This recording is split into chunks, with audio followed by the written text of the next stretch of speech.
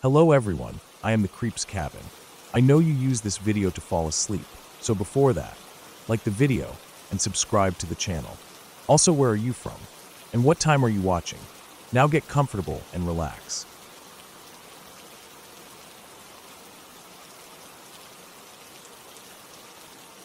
I was 17 the night it happened, walking home alone after a night out. Too drunk, too stoned. The kind of messed up where everything feels a bit too slow, like I was walking through water. I wasn't completely out of it. I could still think straight, but my body felt sluggish, like my limbs weren't quite connected to my brain the way they should be. It was around 2 in the morning, and I was in a part of town that always felt dead after dark. No houses, no people, just a long, empty road with big retail stores on either side. One of those retail parks you find on the edge of town, where everything shuts early, and the only life left is the occasional security guard sitting in a little office somewhere, watching grainy CCTV screens. The kind of place that felt safe in the day, but took on a different feel at night. The only sounds were my footsteps and the occasional car passing in the distance. Not many, just the odd taxi, headlights sweeping the pavement as it drove past. It was cold, but not the kind of cold that bit through clothes, just enough to make me shove my hands into my jacket pockets and keep moving. Then I saw it. A silver car, parked up in a lobby about 15 feet away. Its headlights were on, cutting across the empty road, the beams bright against the dark. Nothing weird about a parked car, not really, but something about it made my skin prickle. Maybe it was the way it was just sitting there, engine running. Maybe it was because there was no reason for anyone to be there at this time of night, in a spot like that. I kept walking, telling myself I was overthinking. Then the doors opened. 2 men got out. My stomach tightened. I was still about 10 feet away when one of them called out. I didn't catch his words at first, just the tone, casual, almost friendly. But there was something underneath it, something I didn't like. I slowed down, just for a second, and that's when I heard it properly. They were telling me to come over. Everything in me went stiff. I should have ignored them and kept going, but I didn't. I looked. Just a glance, but enough to see them properly. 2 men, both dressed in dark clothes. Older than me, mid-30s maybe. One of them had short hair, the other a shaved head. Neither looked particularly threatening, just normal, average-looking men. But something about them set every alarm in my body blaring. I turned back to the pavement and kept walking, my feet moving faster now. Then one of them said something that made my blood go cold. "We're police. We'll drive you home." I almost stopped. Almost. Something about hearing the word police made my brain short-circuit for a second. I was drunk. I was high. And now 2 strangers were claiming to be cops, standing next to a car with no markings, no uniform, nothing to back up their words. It didn't make sense. My gut twisted, my body screaming at me that something was very, very wrong. I didn't believe them. I knew it was bullshit. And yet, for half a second, I hesitated. That's what still scares me, even now. That hesitation. Because I was 17, and I was off my face, and if they'd been a little more convincing, if they'd said the right thing in the right way, I might have believed them. Or at least, I might have doubted myself just enough to walk over. But I didn't. I kept moving. And then the tone shifted. "You're too drunk. It's not safe for a young lad like you." That set something off in my head. Not just the words, but the way they were said. There was something wrong in the way the man spoke. Something off. A kind of insistence, like he was trying too hard to make me believe him. And there was something else, too. A kind of need in his voice, like he wasn't just offering to help. He was desperate for me to get in that car. That's what did it. That need. Real police don't beg. I kept walking. Faster. I didn't look back. Then came the final attempt. "Come here and listen to the police radio. We'll prove it to you." The words slid over me like oil. I wasn't a genius, but even in my state, I knew that was bullshit. I wasn't getting in that car. I wasn't walking over. I didn't care what they said. I just kept going. And that's when something shifted. I didn't hear them move, but I felt it, something changing in the air, like they'd started towards me. My heart slammed against my ribs. Every instinct in my body screamed at me to run, but I forced myself to keep walking, keep it casual, keep my head down. I knew that if I ran, it would confirm something for them. It would trigger whatever final decision they were trying to make. I passed the car. I heard them behind me. And then, just as I started to think they might grab me, another set of headlights lit up the road. A taxi. It came around the corner, its engine humming, headlights sweeping over us. I didn't stop to think. The second I was out of their reach, I bolted. I ran. Didn't look back. Didn't stop. My heart was hammering, my breath ragged. My head was spinning from the sudden movement, but I didn't care. I just kept running. My legs burned, my chest ached, but I didn't let up. I ran for blocks. Didn't stop until I was in a part of town with houses, streetlights, people. Didn't stop until I knew they weren't following me. Only then did I slow down, sucking in deep, shaking breaths. My whole body was shaking, my hands damp with sweat. My mouth was dry, my head pounding. But I was safe. I made it. I walked the last stretch home in silence. When I got in, I locked the door behind me and sat down, hands still trembling. I told myself it was nothing. Just some weird guys. Just my imagination. Just me being paranoid. But I knew better. Because if they were police, they would have shown me their badges. They would have called for a marked car. They wouldn't have begged me to get in. And they wouldn't have let me go so easily. I don't know what would have happened if I'd walked over to that car. I don't want to know. Even now, all these years later, I still think about it. The way they spoke. The way they needed me to believe them. The way they tried every angle, concern, authority, guilt, just to get me to step closer. I think about how different that night could have gone. How, if I'd made a different choice, if I'd let the alcohol and the weed cloud my judgment just a little more, this might be a story someone else was telling about me. I still don't know what they wanted, but I know it wasn't good.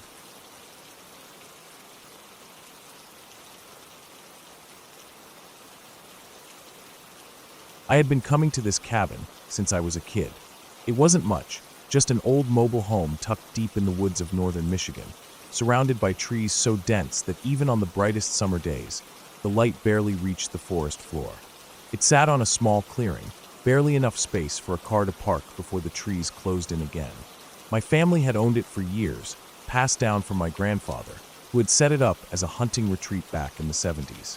Over time, it became more of a getaway spot, a place to escape for a few days of quiet. It had never been fancy, but it was ours. In all the years we had visited, nothing had ever happened that made me feel unsafe. The place was isolated, sure, but there was comfort in its familiarity. The woods could be eerie at night, but that was just how the forest was. Animals moved through the trees, the wind rattled the old metal siding, and the mobile home creaked when the temperature dropped at night. It had always been that way. Lately, though, things had felt different. Strange reports had come in from neighbors, if you could call them that, who owned cabins miles away. People claimed to hear voices in the woods at night, to find strange footprints around their properties, or to wake up and realize things had been moved. One man, an older guy who had lived out here year-round for decades, swore someone had been inside his cabin while he was sleeping. He hadn't heard them, hadn't seen them, but small things had been off. His flashlight not where he left it, a kitchen chair slightly pulled out, the front door unlocked when he was sure he had bolted it. The police had even come out a few times, sweeping the area, but they never found anything. I had heard all of this secondhand, but I hadn't given it much thought. Rural paranoia, I figured. The kind of thing that happens when people spend too much time alone in the woods. But after what happened that night, I wouldn't be so quick to dismiss those stories again. The last time I went to the cabin, I brought my friend with me.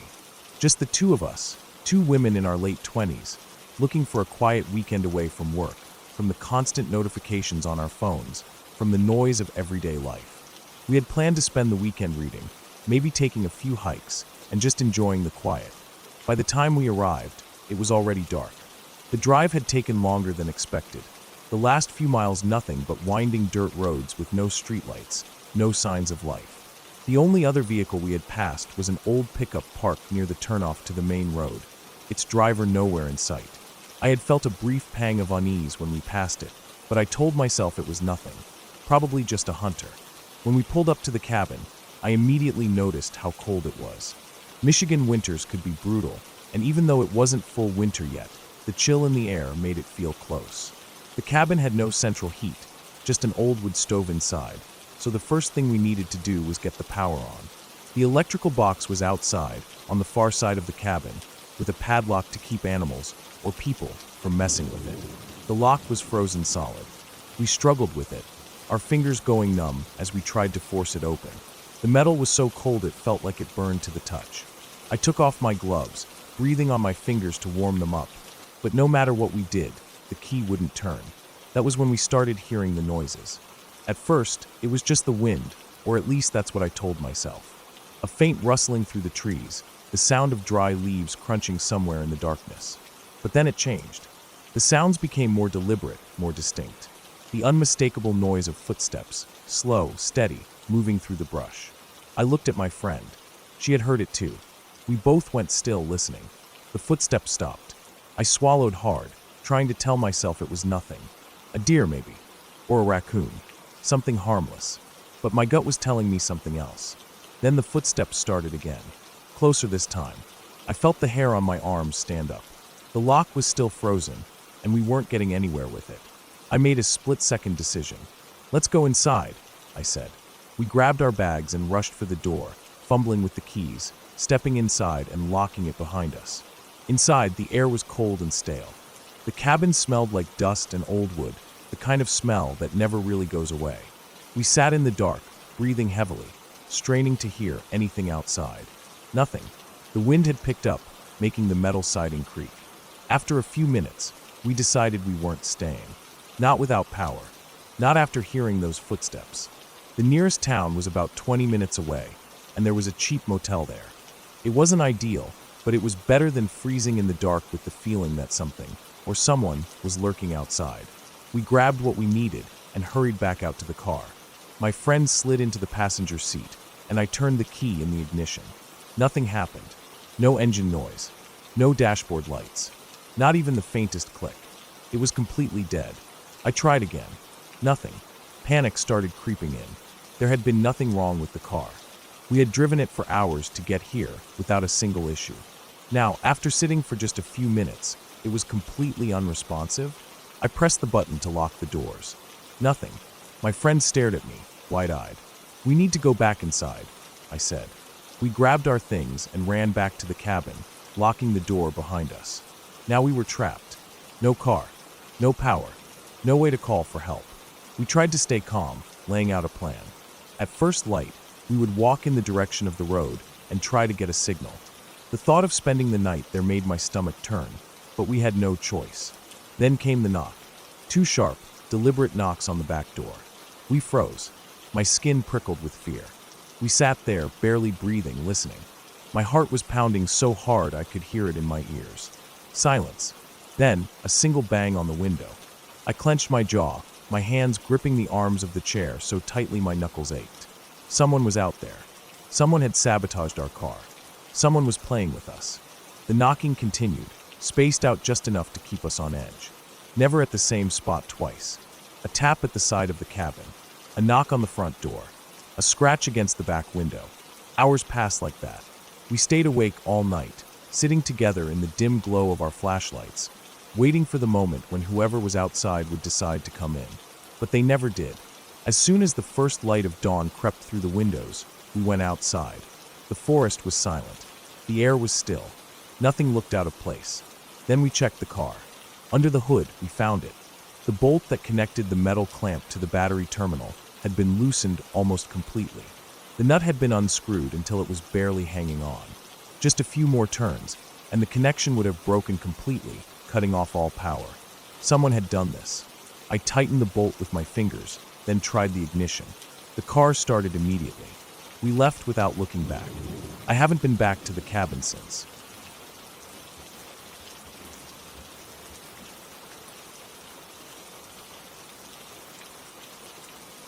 The night was impossibly bright. The full moon hung in the sky like a second sun, turning the red rock formation silver, casting deep, sharp shadows that made the whole landscape look unreal. My partner and I had been trying to get into Arches National Park for days, only to be turned away each time. The summer crowds were relentless. But we weren't ready to leave without seeing the park properly, so we decided to try something different. Sneak in at night, sleep in the truck, and start hiking before sunrise. The plan was perfect. We drove up to the Devil's Garden trailhead late in the evening, parked in a quiet spot, and tried to get a little sleep. The truck was cramped, and I dozed in and out, shifting uncomfortably, feeling the excitement thrumming under my skin.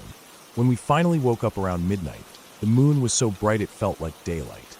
The air was cool, the the kind of dry desert chill that seeps through your clothes and settles into your bones. Everything was still, except for the occasional soft rustling of desert plants in the breeze. The silence felt sacred, like the entire landscape was holding its breath. Without speaking, we got our packs together and set out onto the trail. Walking through arches at night was nothing short of magical. The massive rock formations, usually burning red under the sun, had turned into pale monoliths against the dark sky. The trails glowed softly in the moonlight, and our shadows stretched long across the ground. It was quiet except for the occasional scuff of our boots against the dirt and the distant calls of night birds. We moved carefully, not wanting to ruin the moment with conversation. There was something about the silence that felt right, like speaking would break whatever spell we had stumbled into. It was rare to experience a place like this so completely alone. No other hikers, no crowds, just us and the towering rock formations that had stood here for millions of years. We hiked deep into the park, following the trail toward Landscape Arch. The path wound through sandy stretches and over slick rock, leading us past strange, sculpted formations that looked even more alien under the moonlight. I felt small in the best possible way, like we had stepped into another world where time barely existed. Then, near the farthest part of the trail, we came to a narrow section, a little valley of sorts, with the trail elevated above clusters of desert bushes. High cliffs rose on either side, swifts darting through the night air, their sharp cries echoing off the stone. We kept walking, the swift's calls filling the silence. That's when I heard it, a tiny, strange noise coming from the bushes below. It was soft, almost like the sound of someone quickly rubbing their hands together. A dry, rustling sound, unnatural in the stillness. My body tensed immediately. It was so subtle, so easy to dismiss as some small animal shifting in the brush, but something about it put me on edge. I slowed my pace slightly, scanning the shadows below the trail. Nothing moved. The bushes swayed gently in the breeze, looking no different than before. I told myself it was nothing, a bird, a lizard, maybe even a mouse. The desert was full of life, most of it small and harmless. I kept walking, pushing the thought away, letting myself fall back into the rhythm of the hike. We reached Landscape Arch and sat for a while, resting and taking in the view. The massive, impossibly thin span of rock stretched over us, glowing pale in the moonlight. It was breathtaking. For a while, I forgot about the noise in the bushes. Everything felt peaceful again. But when we turned back, my body remembered before my brain did. As we retraced our steps and reached the exact same narrow section of the trail, I heard it again. The same dry, rustling sound. But this time, it was closer. Much closer. And then the birds stopped. The swift cries, which had been constant, suddenly cut off, leaving only silence. An unnatural, suffocating silence that felt like a heavy weight pressing against my chest. Every hair on my body stood on end. My skin prickled, my heartbeat thundered in my ears. It was as if my entire nervous system had just screamed one thing, asterisk, asterisk, predator, asterisk, asterisk. I knew, without a doubt, that something was there, watching us, stalking us. The logical part of my brain pieced it together immediately, asterisk, asterisk, mountain lion. Asterisk, asterisk, nothing else moved that quietly, that deliberately. Nothing else silenced the birds like that. I didn't stop walking. I didn't turn to look. Every instinct screamed at me not to run, not to freeze. Running would trigger a chase. Freezing would make us vulnerable. I forced myself to keep moving, acting as if nothing was wrong, but my entire body was on high alert. I could feel it now, something pacing us from below, hidden in the bushes, matching our steps. I didn't want to panic my partner, so I just said, low and even, "I think there's something here. We need to keep walking, and I don't think we should stop." Then I started clapping my hands together with each step. The sound was sharp in the silence, bouncing off the rock walls. I knew noise could help. Mountain lions prefer to ambush. They don't want to attack something aware of them, something moving with confidence. I kept clapping, steady, rhythmic. Step, clap. Step, clap. My hands stung, but I didn't care. We walked like that for what felt like hours, but it couldn't have been more than 20 minutes. The entire time I felt it, following, shadowing us. Never too close, never too far. I didn't dare look back. The trail twisted and turned through the desert, and each time we passed through a more open section, I thought, asterisk, asterisk, this is it. This is where it stops, asterisk, asterisk. But it didn't. We kept moving. My breath was controlled, my strides even, but my muscles were tight with the effort of not running. Running meant death. I couldn't let the fear take over. The last stretch of the trail opened up into a wide, exposed area before the parking lot. As soon as we stepped into that space, I felt it. The presence behind us stopped. The oppressive weight lifted in an instant, like a cord had been cut. The tension in my body didn't leave, but I knew, whatever was back there wasn't following anymore. I didn't look back. I didn't need to. We walked straight to the truck, climbed in, and locked the doors. My pulse was still pounding, but I felt lightheaded, almost shaky with relief. Sitting there in the quiet, we finally let out deep, unsteady breaths. I glanced at my partner, and in the dim light, I could see it in his face. He had felt it too, the entire time. We slept in the truck that night, but it wasn't the peaceful nap we had taken before the hike. Every little noise outside made my heart lurch.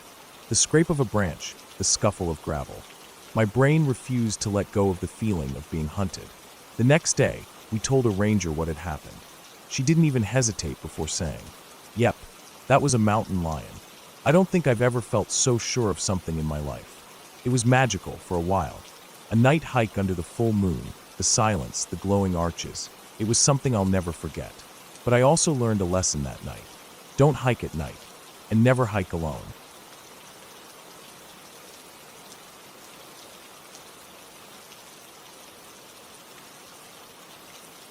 The air smelled of pine and damp earth as I pedaled along the narrow back road, my tires crunching over loose gravel. The rhythm of my breathing matched the steady push of my legs, each rotation taking me deeper into the endless green wilderness of Gifford Pinchot National Forest.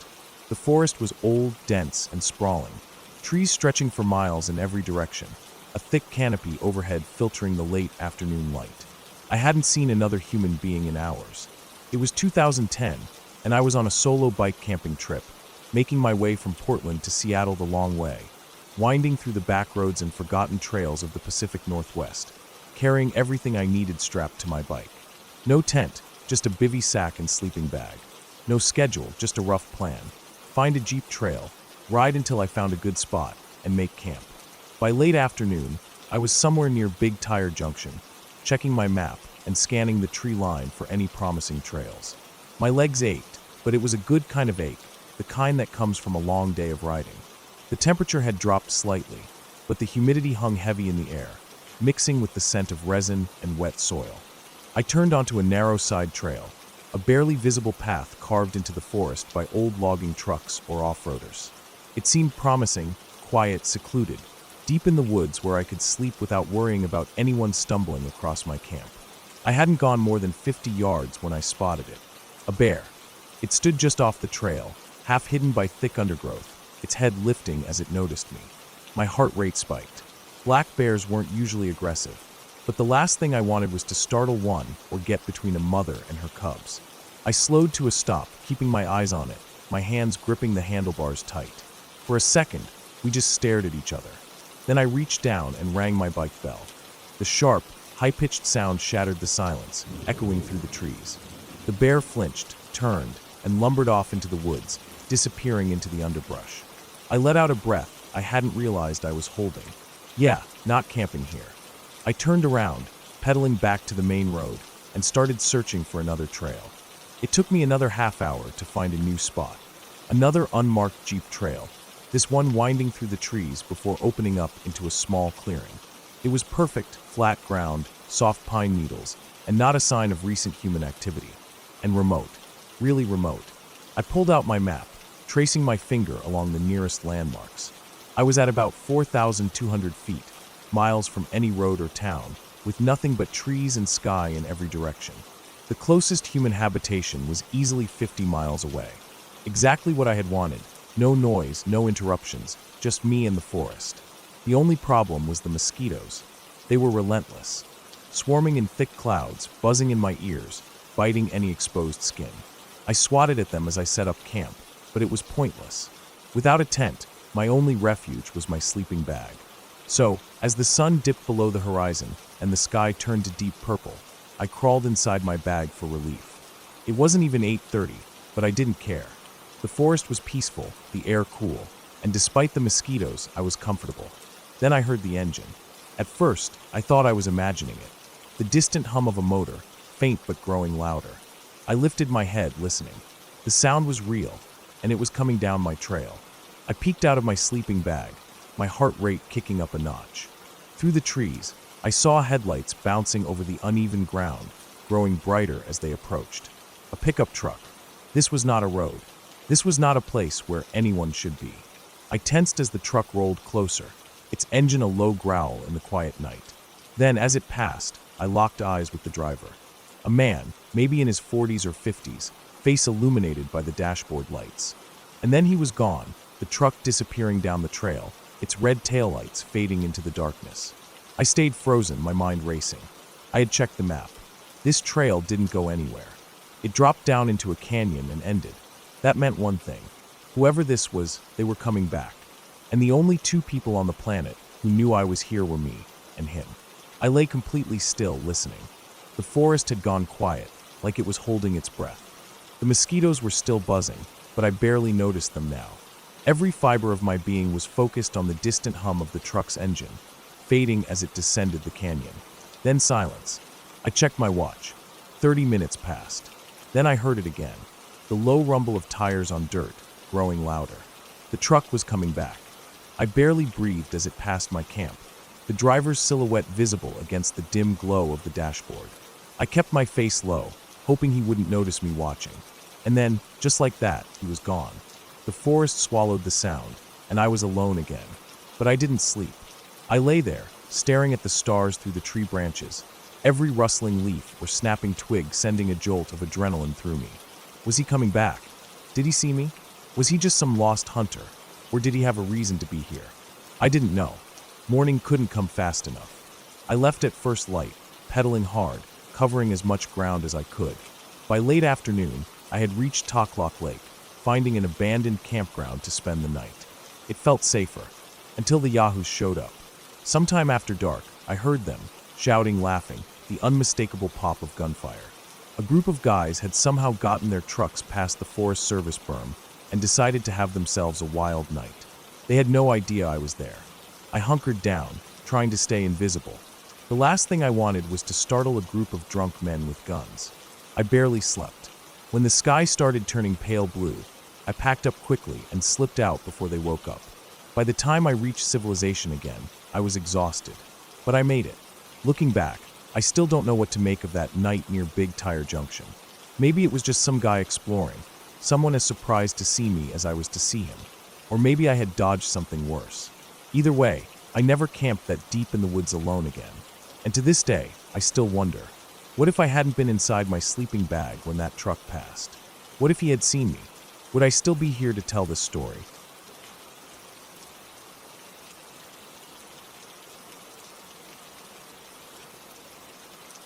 My wife and I bought our home about a year ago. It was an older place, tucked away in a quiet stretch of countryside where houses were spaced far apart, and the roads were dark at night.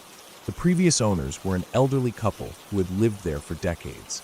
They kept the place well maintained, but they were getting too old to manage the property, so they sold it to us. It was a good deal, a solid house with a big yard, perfect for raising our kid. We weren't the kind of people to believe in strange things. Life was simple. I worked, my wife worked, and we took care of our child and dog. The nights out here were peaceful, just the sounds of wind in the trees and the occasional rustle of an animal moving through the brush. We didn't worry much about safety. Crime was practically non-existent in this part of the county. Our doors had locks, but we rarely used them. The previous owners assured us that no one ever bothered them out here. That night started off like any other. My wife took our 1-year-old out for a few hours in the late afternoon. I had some work to finish, so I stayed home. By the time I wrapped up, it was around 4:30, and I was getting hungry. I figured I'd head into town and pick up dinner. I locked up the house, not that I needed to, but it was just habit, and left. Dinner took longer than expected. I grabbed something quick from a small restaurant in town, then made a quick stop for gas before heading home. By the time I pulled into the driveway, it was around 6:30. The house was dark, just how I'd left it. I let myself in, turned on a few lights, and set my food down on the counter. Our dog, a medium-sized mutt, came trotting over, happy to see me. I scratched behind her ears, then let her outside to do her business. The next hour was uneventful. I ate dinner, played with the dog for a bit, and knocked out a few small chores.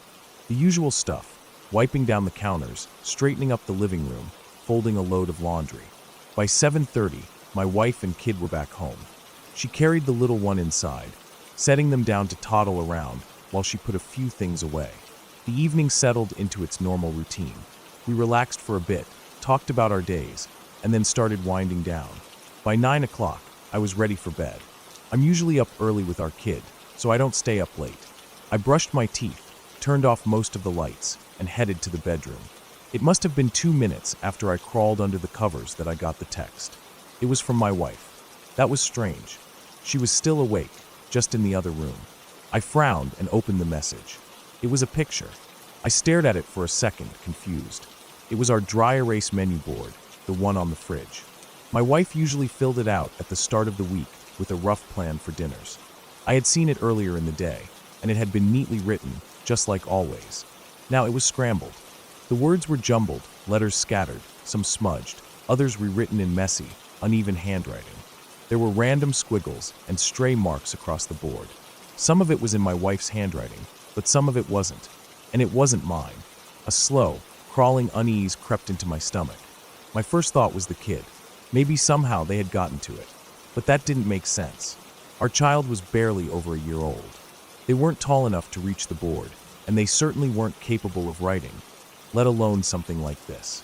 My second thought was my wife. Maybe she had wiped it off and started rewriting it, but got distracted? But no. Even if she had erased it and forgotten to rewrite it, that didn't explain the erratic, unfamiliar handwriting. I threw the covers off and got out of bed. My heart was beating a little faster now. I stepped out into the hall and found my wife still in the living room, phone in hand, staring at me. She looked unsettled. I walked past her, straight to the fridge. The board was exactly like the picture. A mess of scribbled letters and misplaced words, like someone had moved them all around randomly. A prickle ran down the back of my neck. I had been home for an hour before my wife and kid got back. I had been in the kitchen, standing right here. It was normal then. I was sure of it. Somewhere between then and now, it had been changed. But by who? We checked the house. Every room, every closet. The windows were locked. The doors were still shut.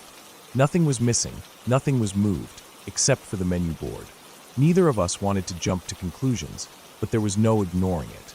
Someone had been in our house. That thought alone made my skin crawl. I called the county sheriff. He asked a few questions, then said he'd send someone out. We sat in tense silence, waiting. I could hear the wind outside, the occasional creak of the house settling. Our dog was alert now, ears up, pacing a little. She hadn't barked earlier, hadn't acted strange. If someone had been inside, why hadn't she reacted? 30 minutes later, a deputy pulled into the driveway. The flashing lights from his patrol car washed over the house as he stepped out, adjusting his belt. He was an older guy, maybe mid-50s, with a serious, no-nonsense demeanor. We explained what happened. He listened carefully, then stepped inside and did a full sweep of the house. Checked the doors, the windows, even the attic. Nothing. There was no sign of forced entry. No footprints in the dirt outside. No muddy shoe prints inside. The deputy looked at the board for a long time, frowning. Finally, he exhaled, rubbing a hand over his jaw. "I'll be honest," he said. "This is weird." That wasn't comforting. He didn't have answers. Just recommendations. Change the locks. Be extra cautious. So we did. That night, I barely slept. Every noise made me twitch awake. Every creak, every shift in the house's foundation made my nerves stand on edge. I lay there, staring at the ceiling, my mind racing. Someone had been inside our home. Someone had stood in our kitchen, in our space, messing with that board. And we had no idea when. No idea how. No idea why. The next day, we changed every lock. I double-checked every window. We got a security system, cameras. Days passed. Then weeks. Nothing else happened. But the unease never fully left. Because some things don't have answers.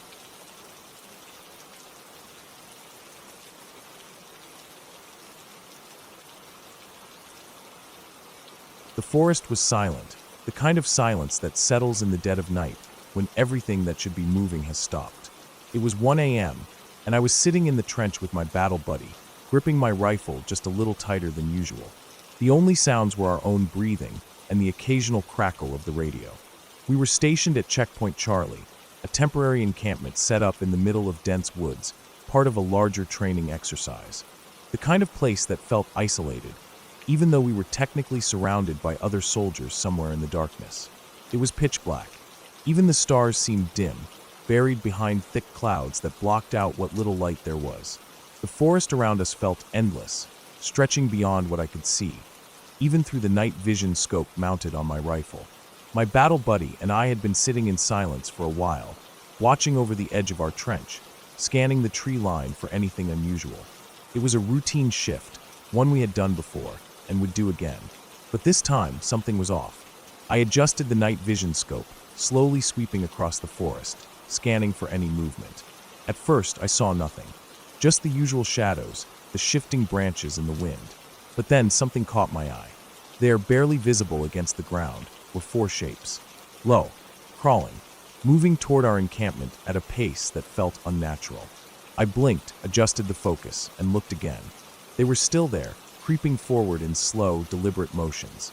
I watched them for a few more seconds, making sure my mind wasn't playing tricks on me. They weren't animals. The way they moved was deliberate, calculated, not the erratic scurrying of a fox or the slow, lumbering gait of a boar. These were people, crawling toward us. I nudged my buddy and handed him the night vision.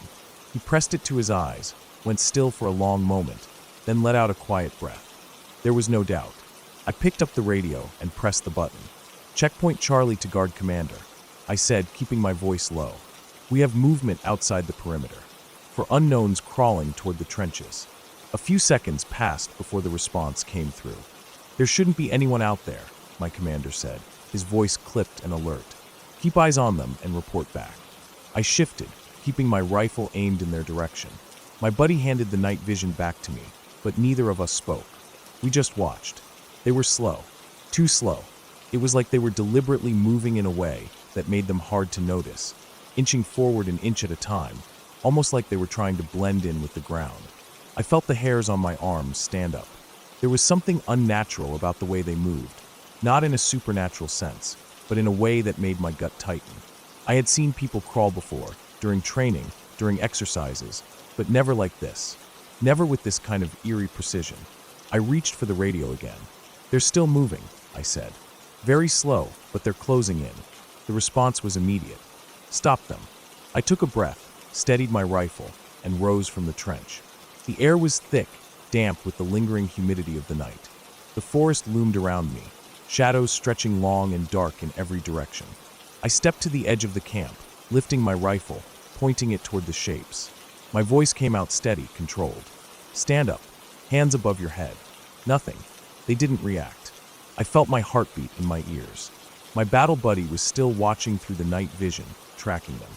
I raised my voice. "Identify yourselves." Nothing. They just kept crawling. I flicked the safety off my rifle.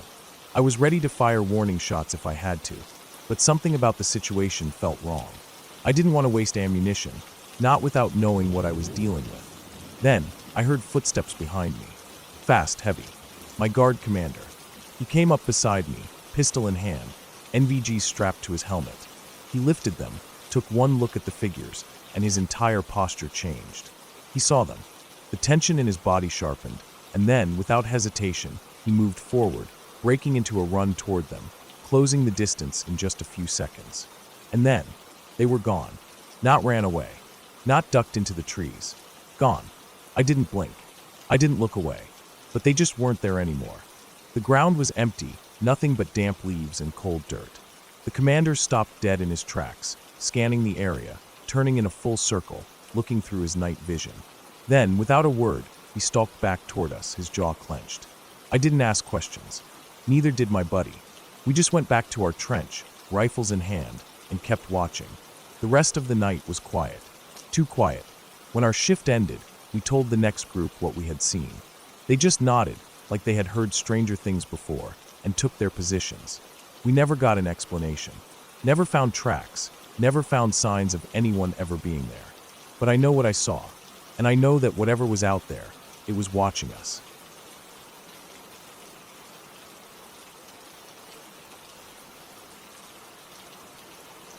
I was already nervous before the trip even began. Not because of the travel, not because of the camping, but because this was my first college class, an intensive 2-week geology field course that would take us through some of the most rugged landscapes in the northern United States. From Illinois to the Badlands, the Black Hills, Devil's Tower, the Bighorns, and into Yellowstone, the itinerary was packed. It was meant to be educational, immersive. I had no problem with the idea of long days hiking through rough terrain, cataloging rock formations, or even the thought of sleeping outside for nearly 2 weeks straight. I had grown up camping. That wasn't what put me on edge. It was something else, something I couldn't name. That unease started early in the trip, though I ignored it at first. Maybe it was just anxiety.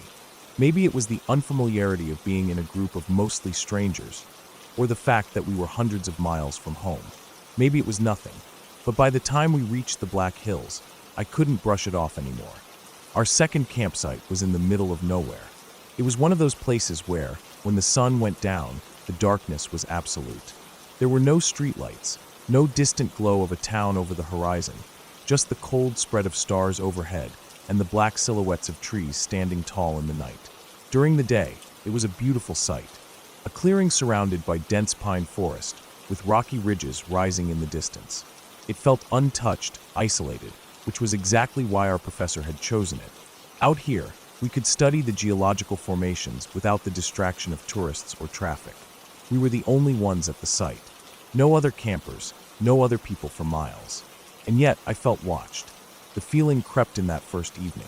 The others went about setting up their tents, chatting, laughing, totally at ease. I went through the motions, unpacking my gear, rolling out my sleeping bag, but I kept catching myself glancing toward the trees. The forest was quiet. Too quiet. No rustling of small animals, no birds calling. Just stillness.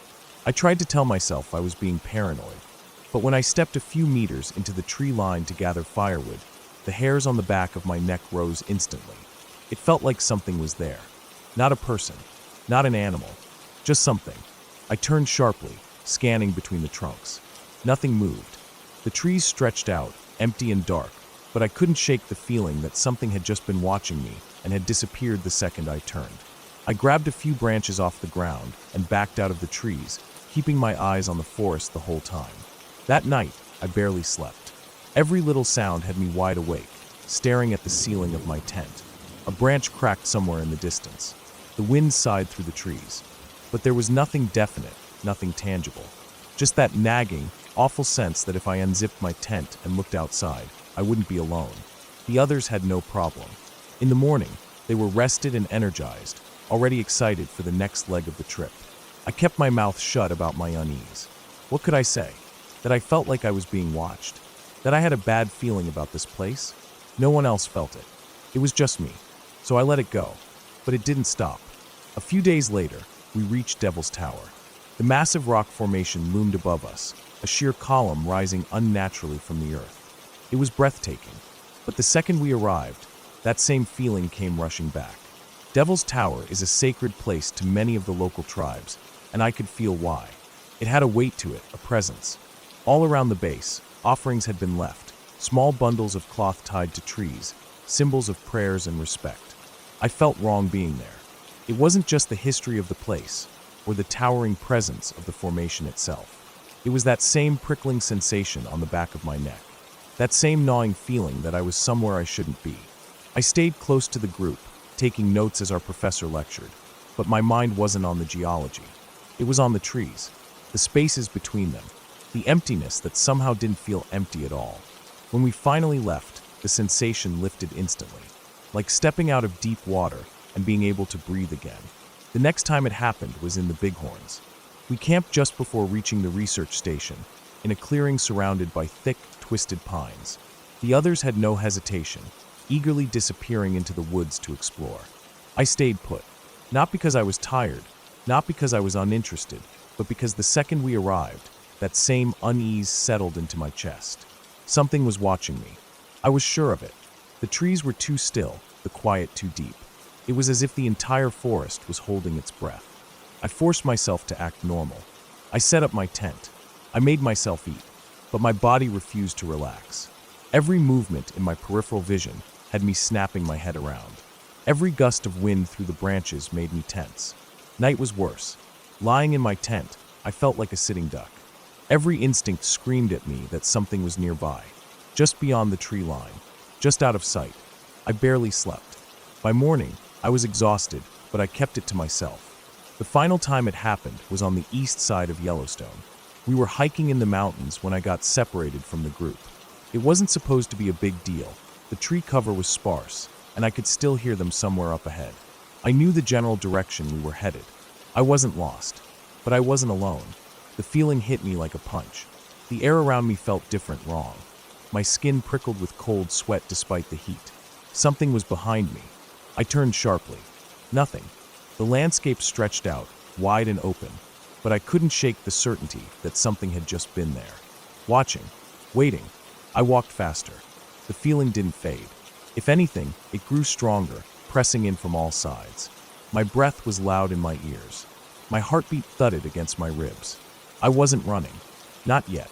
But I wanted to. I pushed forward, forcing myself not to look over my shoulder. The ridge was just ahead.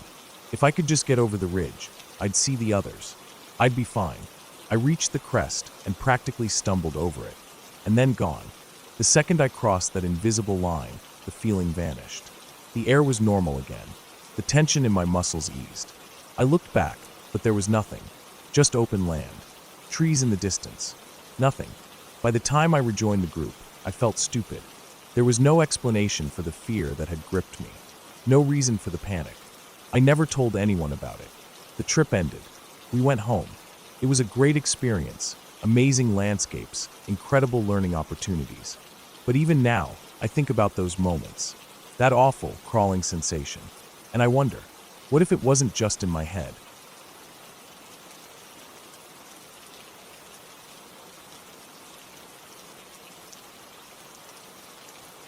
The Bob Marshall Wilderness stretched in all directions, an endless expanse of rugged peaks, deep river valleys, and thick timber. A place so wild and untouched that once inside, you felt the sheer immensity of it pressing down on you. We were 100 miles in, just my girlfriend and me, carrying everything we needed on our backs. It had been a long trek already. Weeks of climbing ridges, crossing rivers, navigating blowdowns, and moving through miles of forest with no sign of another person. Out here, we were alone. And then we saw the bear. It was late afternoon, the light turning golden as the sun slipped lower in the sky. We were walking along a narrow game trail near the edge of a shallow ravine, picking our way through tangled underbrush when we both stopped at the exact same moment. Across the ravine, maybe 200 yards away, a grizzly stood. At first, it was just a shape in the trees, a massive, hulking form of brown and silver fur, half hidden by the shadows. Then it moved, stepping forward into the open, and my breath caught in my throat. It was enormous. I had seen bears before, black bears, a few grizzlies from a safe distance, but never one like this. This one stood on all fours, muscles rippling under thick fur, but then it reared up onto its hind legs, and for a moment, I felt like I had stopped breathing altogether. 10 feet, maybe more. A wall of fur and muscle, towering over the landscape like it owned everything in sight. And then it noticed us. I don't know if it heard us first or smelled us, but suddenly its head turned, and those dark eyes locked onto ours. We froze. Neither of us moved. Neither of us even breathed. The grizzly just stared. It didn't lunge. It didn't growl. It just stood there, watching. The wind shifted slightly, rustling the trees, and I could see its massive nostrils flaring as it tested the air. It sniffed again. Another moment passed. Then another. It felt like forever. My whole body was screaming to move, to do something, but I knew better. You don't run from a bear. You don't startle it. You don't give it any reason to think you're prey. So we just stood there, locked in place, waiting. The grizzly lowered its front paws back to the ground with a heavy thump, then took a slow step forward. Then another. I felt my pulse hammering in my ears. But then, just as suddenly as it had appeared, the bear seemed to lose interest. It turned slightly, sniffed the air one last time, and then ambled off into the trees, disappearing into the undergrowth like a shadow. It was gone, but I didn't feel safe. Not at all. We were deep in the backcountry, at least a 5-day hike from the nearest road if we pushed 20 miles a day. There were no ranger stations nearby, no satellite phones, no bear spray. Nothing but us and the wilderness. And now, We had to set up camp in the same place where that bear had just been. There was no choice. Dusk came fast. We found a relatively open spot near a cluster of thin pines, away from thick brush where a bear could approach unseen. We hung our food a good distance away, maybe 150 yards, high in a tree with a counterbalance system, making sure nothing was left in our packs. It wouldn't stop a determined grizzly, but it was the best we could do. Neither of us said much as we set up the tent. My hands were steady, but my nerves were shot. Every little noise in the trees made my skin crawl. A bird fluttered through the branches, and I nearly jumped out of my boots. When darkness fell, the real fear set in. Out here, when the sun goes down, it gets dark. Not the kind of dark you get in a city, not even the kind of dark you find in a small town. This was total, absolute blackness. No moon, no stars, just a wall of shadows pressing in on every side. We took turns sleeping in shifts, or at least trying to. The plan was simple. One of us would stay awake while the other slept, keeping an ear out for anything moving in the trees. If the bear came back, at least we'd have a few seconds of warning before it tore through the tent. I took the first shift. The hours crawled by. The only sound was the wind moving through the trees, the distant call of some night bird, and the occasional rustle of leaves. Every few minutes, I'd shine my flashlight around, scanning the perimeter, searching for any sign of movement. Nothing. At some point, I nudged my girlfriend awake, and we switched places. I tried to sleep, but my body wouldn't relax. Every time I started to drift off, I jolted awake, convinced I had heard something. Then, sometime in the dead of night, I did. A branch snapped. Close. My eyes flew open, heart pounding.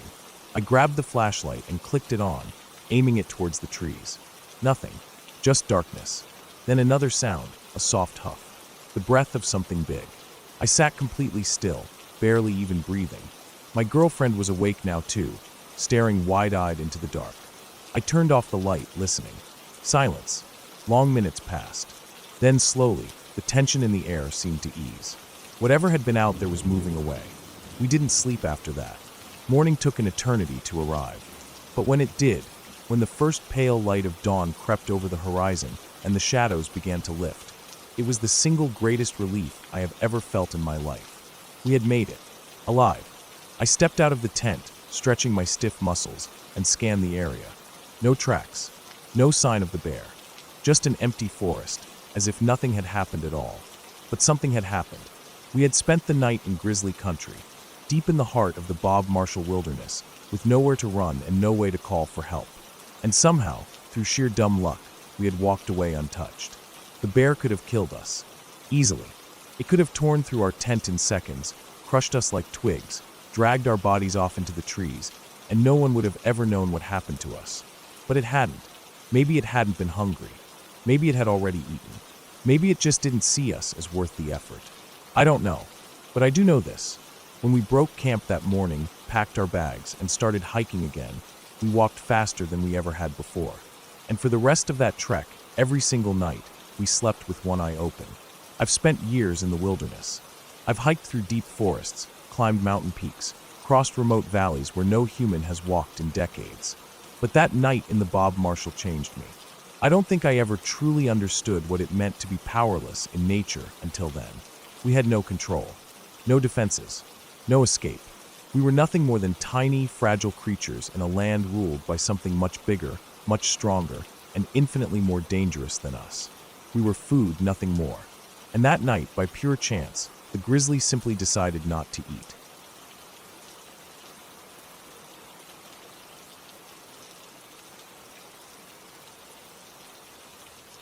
I had been looking forward to this trip for weeks. A solo backpacking trip into the backcountry was something I had been planning for a while, and after working through a stressful couple of months, I needed it more than ever. The plan was simple: 4 days hiking through a remote canyon system, following an old, mostly forgotten trail that I had found marked on a topo map. It wound through a series of dry creek beds, slot canyons, and high ridges, eventually looping back to the trailhead. I had checked the weather multiple times before setting out. Clear skies, warm days, cool nights. No sign of rain, no flash flood risks. Perfect conditions. I packed light but smart: tent, sleeping bag, enough food for the trip, and just enough water to get me between natural sources. This was my kind of trip, alone, far from any crowds, and surrounded by nothing but wilderness. I parked my car at the trailhead just after sunrise, locked everything up, hoisted my pack, and started walking. The first few miles were easy, gentle terrain, a well-defined path, and the cool morning air keeping me comfortable. As the sun rose higher, the land began to change. The dirt path gave way to rockier terrain, and the walls of the canyon began closing in around me. It was beautiful, the kind of landscape that made you feel small in the best way possible. By the time I stopped for lunch, I had covered nearly 10 miles. I sat on a rock, eating a protein bar, listening to the absolute silence of the canyon. It was eerie how quiet it was. No birds, no wind, just the occasional crack of a shifting rock somewhere in the distance. I moved on, following the trail deeper into the canyon system. The walls grew taller, the spaces between them narrower. I checked my map frequently, making sure I was on the right path. Everything was going exactly as planned. By late afternoon, I reached the spot I had marked as my first campsite, a small flat area beneath a massive overhang, protected from the wind. I set up my tent, gathered some wood, and built a small fire. As the sun dipped below the canyon walls, the temperature dropped quickly. I sat by the fire, eating my dehydrated meal, watching the shadows stretch across the rock. I had camped alone before, but there was something different about being in a canyon like this. Out in the open, you could see for miles. Here, surrounded by towering rock, the world felt smaller, like I was at the bottom of something vast, enclosed, forgotten. I climbed into my tent early, listening to the crackling of the fire as I drifted off. I woke up in the middle of the night to a noise. At first, I thought it was the wind, a soft, distant sound, like something moving through the canyon. But as I lay there, holding my breath, I realized it wasn't wind. It was something else, a dull, rhythmic thudding, far away but steady. I sat up, unzipping my sleeping bag, straining to hear. The sound came again, closer this time.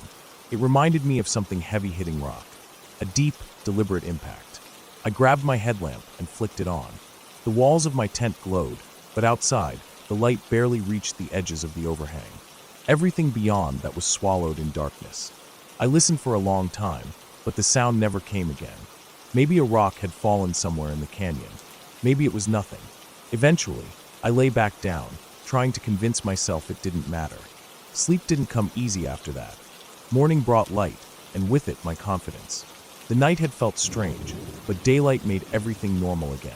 I packed up, shouldered my pack, and kept moving. The trail grew harder to follow as the canyon narrowed. The walls were smooth, curved from centuries of water erosion.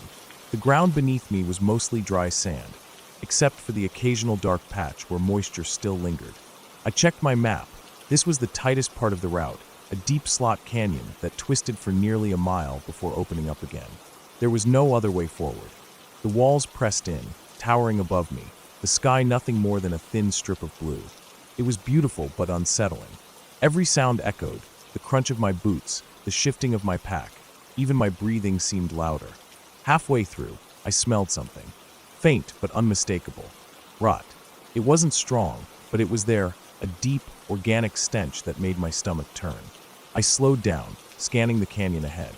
The path curved sharply, blocking my view. I stepped forward carefully, rounding the bend. That's when I saw it. A deer carcass, wedged against the canyon wall. It had been dead for a while, its body stiff, its ribcage half exposed, skin stretched thin and torn in places. Something had killed it. But that wasn't what unsettled me the most. What unsettled me was that it hadn't been eaten. The wounds were wrong. Not the clean punctures of a predator, not the messy tearing of scavengers. The body looked like it had been crushed. Bones shattered, limbs twisted. I backed away, the smell thick in my throat. Something about this didn't make sense. Then I noticed something else. The sand around the carcass. It was disturbed, like something heavy had moved through. And not long ago. Hashtag the chase. I moved quickly after that. The feeling of being watched grew stronger with every step. I didn't hear anything, didn't see anything, but I knew I wasn't alone. By the time I reached the end of the slot canyon, my hands were shaking. I stopped, took a breath, forced myself to think. I had two options: go back the way I came, past whatever had killed that deer, or keep going. I checked my map. A few more miles and I'd reach a ridge. From there, I could make a straight shot back to the trailhead.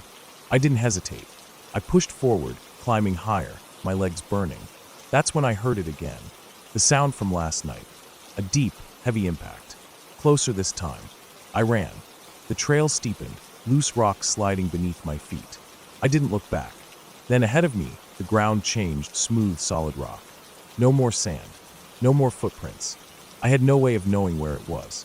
I kept moving, lungs burning, sweat pouring down my back. Another impact. So close now. I reached the top of the ridge and turned. And that's when I saw it. Not clearly, just a glimpse.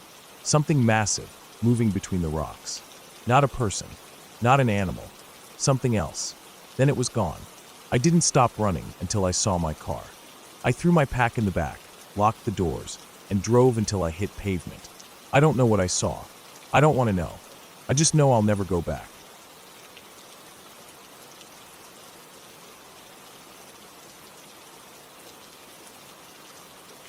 I was in my apartment when the call came in. My girlfriend's voice was tight with fear. She wasn't the kind of person to get scared easily, but tonight was different. She told me she was being followed. Not just once or twice. Not just someone making the same turns as her for a couple of blocks. No, this was something else. She had been driving for miles, changing directions, making loops through random neighborhoods, and still, the truck was there. A white truck. The same color as the one people said the Baton Rouge serial killer drove. I sat up straighter. For months, the city had been on edge. Women had been disappearing, and when they were found, it was too late. The police had warned that the man behind it all was careful, patient, and dangerous. The FBI had gotten involved, releasing a profile. The killer was a white male, likely in his 20s or 30s, strong enough to subdue his victims. My girlfriend fit the victim profile perfectly. She was brunette, young, and living in an upscale neighborhood, house-sitting for her aunt in a well-off part of Baton Rouge. It made her a target. I told her to keep driving, not to stop, not to go home, and that my roommate and I were coming to her. My roommate and I rushed to my car. The drive over felt like it took forever, even though it was only minutes. I could feel my pulse in my neck, and my grip on the wheel was tight. As we got closer, I spotted her car. The truck was still behind her. I felt a mix of anger and unease. It could have been some idiot messing around, but with everything happening in the city, I wasn't going to take that chance. We got behind both of them, falling into line at the back of this little convoy. 3 cars moving through the streets, my girlfriend in front, the truck in the middle, and us at the back. I kept my headlights on him, trying to make sure he knew someone was watching. She led us through campus and surrounding streets, turning in random directions. The truck stayed with her. It wasn't until she finally pulled into her aunt's driveway that the truck stopped. It didn't pull into the driveway with her. It stopped one house short, just sitting there. I pulled in behind her, blocking her car from the street. My stomach was tight, and my mouth was dry, but I was already opening the door, stepping out into the night. I could feel my roommate watching from the car as I walked toward the truck. I was expecting a college kid, some dumbass playing a prank, or maybe just some creep who didn't realize how terrifying he was being. When I got close, I got a look at the driver. The FBI had said the killer was a white guy. This man was black. That threw me for a second. Maybe this wasn't what I thought it was. I tried to keep things calm. I told him no one was accusing him of anything, but he was scaring my girlfriend, and he needed to leave. He didn't say a word, just looked at me out of the corner of his eye. Then he drove off. The whole thing left me unsettled, but after a while, life went back to normal. Classes, work, weekends with my girlfriend. The fear of the Baton Rouge serial killer was still there, always in the background, but after a while, it started to feel like noise. A bad story that was always on the news, but didn't quite seem real. Then months later, I saw his face again. Not in person.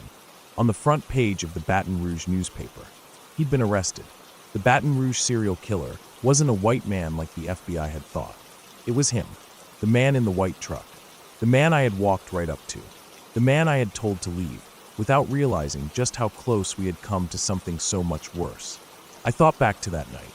The way he had followed her all over town. How he hadn't spoken, hadn't argued, hadn't made an excuse. Just looked at me and left. It wasn't because he was scared or because he felt guilty. It was because he was patient. Because he knew he didn't have to rush. Because he knew there would be another night. Another woman. Another opportunity. And there was. Until they caught him.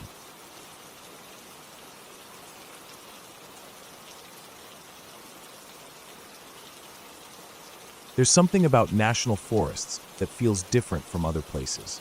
Maybe it's the sheer size, the vast emptiness that stretches for miles, where you can disappear without a trace. Or maybe it's the silence, the way it settles over you at night, thick and absolute, broken only by the occasional snap of a branch or the rustling of something moving through the underbrush. I'd been on plenty of camping trips before, but there were two that stuck with me, both for the same reason. It wasn't the wilderness that unnerved me. It was the people. The first time, I was camping alone in a national forest campground.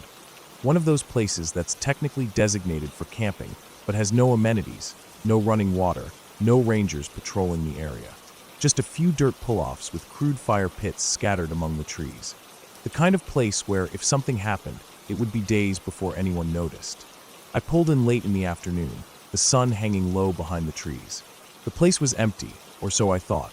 No other cars, no tents. Just me and the forest. I picked a spot near the edge of the clearing, set up my tent, and gathered some firewood before it got dark. Everything seemed normal, peaceful even. But that changed when I decided to walk down the dirt road leading deeper into the campground. A few hundred feet from my sight, I saw it. A deer, or what was left of one.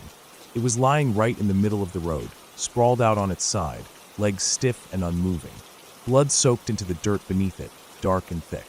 But the worst part, the part that made my stomach drop, was that its head was missing. Somebody had shot it, cut its head clean off, and left the body behind. I don't know what was more unsettling. The fact that someone had done this in the middle of an empty campground, or the way they left it. The body hadn't been dragged. It hadn't been scavenged by animals yet. It was fresh. And then I saw the footprints. Shoe prints, smeared with blood, leading away from the body. They weren't careful either. Whoever did this had kicked the head a few feet away before leaving. The prints disappeared into the forest, swallowed by the undergrowth. I stood there for a long time, staring at the scene, trying to make sense of it. Was it a hunter? Some sick joke? A message? I didn't know, and I didn't want to find out. I walked back to my campsite, forcing myself not to look over my shoulder, but I felt exposed. Like someone was watching. Like I'd stumbled across something I wasn't supposed to see. That night, I didn't sleep. I lay in my sleeping bag with my axe beside me, every little sound setting my nerves on edge. The wind through the trees, the creak of branches, the distant hoot of an owl. Every noise felt unnatural, like it was covering up something else. I didn't leave my tent until the sun was fully up. When I finally worked up the courage to check the road again, the deer was still there. Nothing had changed. I packed up and left without looking back. I never did find out what happened there. Maybe it was nothing. Maybe it was just some careless hunter. But even now, years later, I still wonder, who the hell cuts off a deer's head and leaves it behind? And why? The second time was worse. It was another national forest campground, somewhere in New Mexico. Middle of nowhere. This time, I wasn't alone. I was with two friends, and we'd been driving all day, looking for a good spot to set up camp. It was late, maybe 9 or 10 at night, by the time we finally pulled into the campground. There was only one other group there. We noticed them as soon as we drove in. Their site was a little ways off the road, partially hidden by trees, but the fire they had going was impossible to miss. It was huge, easily 10 feet high, the flames licking up into the night, way bigger than any normal campfire. And then we saw them. There were 5 or 6 people standing around the fire, dressed in white. At first, we thought it was just weird camping gear, maybe ponchos or robes, but the longer we looked, the more it sank in. They were wearing full white hoods, like something straight out of a history book. Not just white, though. Some of them had red stains on their robes. Dark, splotchy marks, catching the firelight. They weren't moving much. Just standing there, facing the fire, talking low. Chanting, maybe. We couldn't tell from where we were. And then we saw the cross. At the entrance to their site, right next to the road, was a large wooden cross jammed into a pile of boulders. It was wrapped in barbed wire, and hanging across the front of it was a long strip of white cloth, streaked with red. Blood? Paint? We had no idea. We didn't stop. We barely even slowed down. We just drove straight past, pretending we hadn't seen anything, trying not to stare. We found a site as far away from them as possible, on the opposite side of the campground, but we could still see the fire through the trees. None of us said much as we set up camp. We didn't have to. We all felt the same thing, that deep, crawling unease in the pit of our stomachs. We double-checked our gear, kept the axe close, made sure the car keys were easy to grab, and then we sat in silence, listening. For the first few hours, nothing happened. The fire at their site burned high, the figures around it shifting, moving, sometimes disappearing into the trees before coming back. At some point past midnight, the chanting stopped. The fire dimmed. The figures sat down. We didn't sleep much.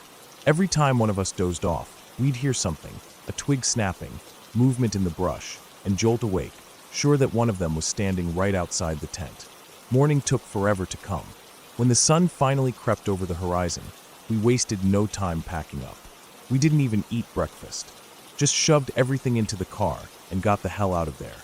As we passed their campsite, we slowed just enough to look. The fire was dead, nothing but a pile of smoldering ashes. The cross was still there, still wrapped in barbed wire, the stained cloth hanging limp in the morning light. But the campers were gone. No sign of them. No tents. No vehicles. No footprints leading away. Just an empty site, as if they'd never been there at all. We didn't talk much on the drive home. Even now, I don't know what we saw. A cult? Some deranged reenactment? A prank? I don't know, and I don't think I want to.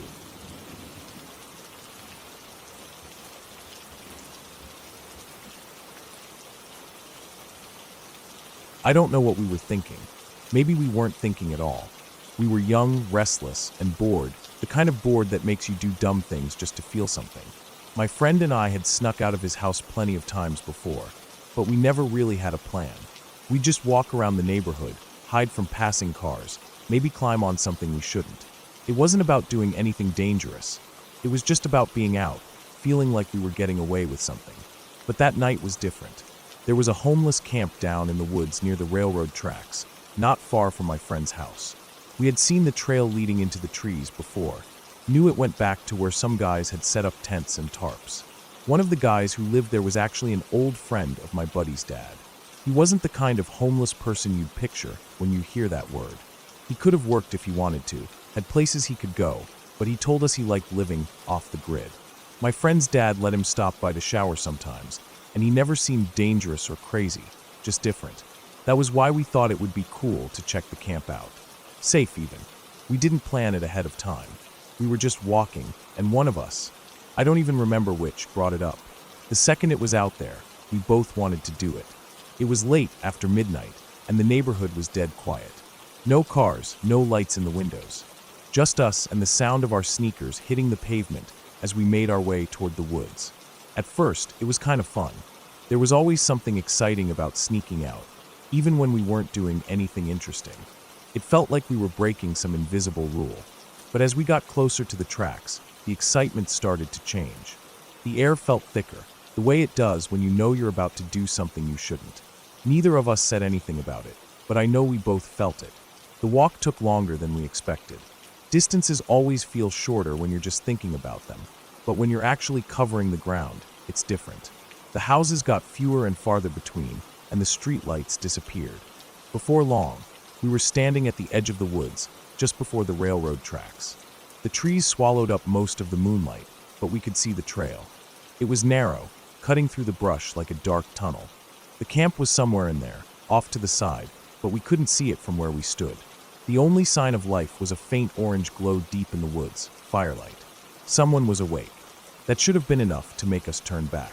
It wasn't.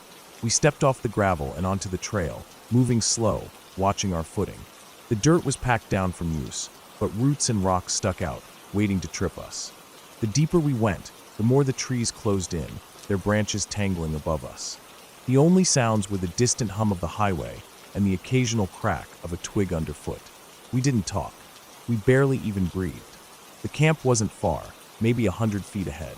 We could see the flicker of flames through the trees now, lighting up the canvas of tents and the dark shapes of people sitting around the fire. Then we saw something else. Further down the trail, beyond the camp, a shadow moved. It was barely more than a silhouette, a darker shape against the dark trees. At first, we thought it was one of the guys from the camp, maybe heading back from wherever he'd been. But something about the way it moved didn't sit right. It wasn't walking naturally. It was slow, deliberate, like it was watching. We froze. Something in me told me we shouldn't be there. I didn't like it. My friend didn't like it either.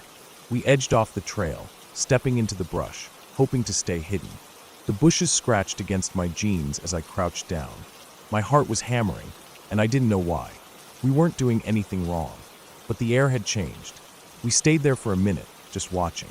The shadow didn't move closer, but it didn't go away either. It just stood there, barely visible in the dim light. Then we started backing up.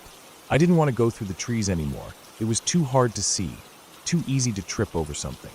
I told my friend we should just get back on the trail and walk, stay where we could see. We were fast enough to run if we had to. So we did. We stepped back onto the path, moving quick but not running yet.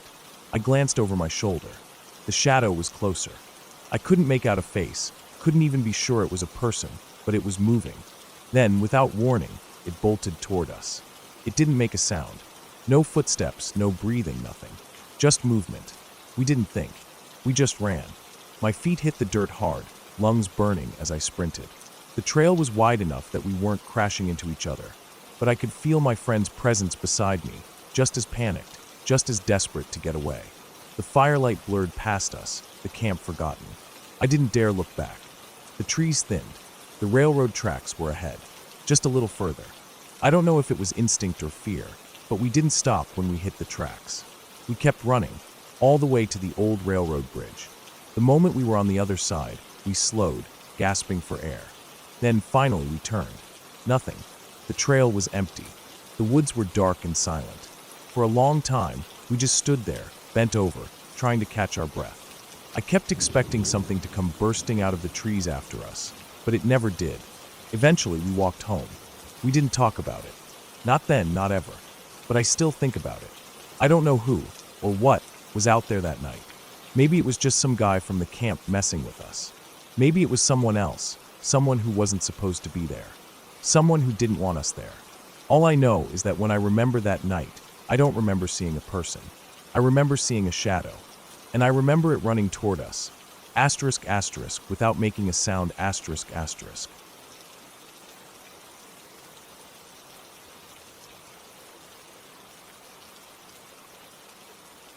When I was a kid, maybe 5 or 6, we had a neighbor who was like a grandmother to me. She wasn't related to us, but in a place like ours, just a spot in the country, not even a town, neighbors felt like family. Everyone knew each other, trusted each other. No one locked doors. There wasn't a reason to. I spent a lot of time at her house. She always had snacks, and she kept this old Mr. Potato Head toy that had belonged to her son when he was a kid. I'd sit in her kitchen, playing with it while she moved around, talking about things I was too young to really understand. Her son was grown up by then, off in the army, I think. I barely remember him before he came back. Just stories she'd tell about him, how proud she was, how he was a good boy. And then one day, he was home. He was in his 20s, a full-grown man, but I don't remember much about him. Just vague images. His voice was deep, and he had short, dark hair. I remember him sitting in the kitchen with us, once while I played with that Mr. Potato Head. He didn't talk to me much. Mostly, I remember my mom talking about him later. She had a bad feeling about him. I don't think my mom had ever said something like that before. Not about anyone. She trusted people. We all did. But she told me much later that there was something about him that made her uncomfortable, though she couldn't explain why. It wasn't anything he said or did, just a feeling. She said it really hit her when he asked about taking my older brothers camping. I don't know how he brought it up, just that my mom shut it down immediately. We camped all the time. There were woods and creeks all around us, places to run and explore. But something about him offering to take them out alone didn't sit right with her. She told me years later that she felt guilty about how fast she said no. She hadn't had a reason, not a real one. She just said no because something in her gut screamed at her. But she couldn't have known, not then. A little while later, maybe a few weeks, maybe longer, time was strange when I was little. My mom ran into him at our tiny general store. There wasn't much to it. Just a single-story building, wooden shelves with dry goods, a fridge humming in the back with sodas and milk. The kind of place where you could buy nails and fishing bait along with your groceries. He was in there, and he had bee stings all over him. That was what caught my mom's attention first. She asked what happened. He said he got them at the creek. That didn't make sense. We went to that creek all the time. It was part of life out there. Cool water on hot days, rocks to hop across, fish darting in the shallows. There were bugs, of course, but not bees. Not like that. No one ever got swarmed out there. My mom thought it was strange, but she didn't push it. People got stung sometimes. Maybe he disturbed a hive somewhere out in the woods. Still, it bothered her. She told me later that she almost asked him where at the creek. But she didn't. Some time passed. Maybe a few weeks. Maybe a little longer. Life kept going, and I don't remember thinking about him much. And then one day, there was a story on the news. There had been a murder. A couple and their child. Out past where we lived, camping. It didn't make sense. That kind of thing didn't happen out here. People talked about it in hushed voices. Who would do something like that? People started locking their doors. And my mom remembered. She remembered the bad feeling. She remembered the bee stings. And she called the police. She told them she probably didn't have anything useful, but she'd seen a man covered in bee stings. She knew it didn't make sense, but he had been at the store around the same time. Detectives came to the house. I remember them sitting at the kitchen table, talking to my mom. I sat nearby, playing with something, too young to understand what was really happening. I just knew something was wrong. They had other evidence that pointed toward him, but not enough to charge him. The case stayed unsolved. But the detective told my mom later he knew. He knew it was him. But knowing and proving are two different things. Years passed. The murder stayed unsolved. Life moved on. And then he was in the news again. This time, there was no question. No doubt. He had abducted a woman. She had run out of gas. He offered her a ride. She took it. She barely survived. He went to prison for attempted murder. I don't remember when my mom told me all of this, when I was old enough to understand what had almost happened. Asterisk, asterisk, what could have happened, asterisk, asterisk. If she had ignored that feeling. If she had let my brothers go camping. If she hadn't noticed the bee stings and called the police. It still wouldn't have changed anything for that family in the woods. But maybe, just maybe, it helped them keep watching him. Maybe it helped them catch him before he could kill again. We'll never know for sure. But I do know one thing. That bad feeling, that gut instinct, it was right.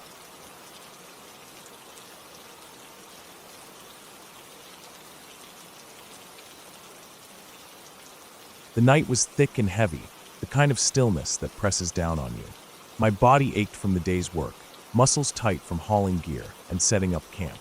The air smelled of dust and dry grass, tinged with the lingering scent of the fire we'd let burn down to embers. Somewhere in the distance, an owl called out, but the rest of the world had gone quiet. Too quiet. I was used to camping in the bush, used to the eerie silences that came before something happened. The nights here weren't like the ones back home, where the woods never fully hushed. Here, it felt like the land held its breath, waiting. The tent was hot, the canvas trapping the day's warmth inside. I had my sleeping bag unzipped, one arm out, resting against the ground. My rifle was within reach, just in case. The village we'd camped near offered some protection, but it wasn't a fortress. The dogs patrolled the perimeter, their occasional barks fading in and out, a loose security system at best. I let my eyes close, willing sleep to come. Sometime in the night, something woke me. A sound low guttural, too close. My mind fought through the layers of sleep, trying to place it. It wasn't a growl, not exactly. More like a cough, deep and rasping, the kind that comes from something big. My body froze. The noise came again. A lion's cough. A sound I had heard before, but never this close. My brain caught up to what my body already knew. There was a lion, inches from my head. I lay still, heart hammering in my chest. The only thing between us was the thin fabric of my tent. I could hear the lion breathing, steady and slow. I could picture it in my mind, its head lowered, ears pricked, nostrils flaring as it sniffed at me through the canvas. I didn't move. I didn't even breathe. The lion made another sound, a deep exhale, almost like a sigh. It was so close I could feel the warmth of its breath through the tent wall. I gripped the handle of my knife, not because I thought I could fight it off.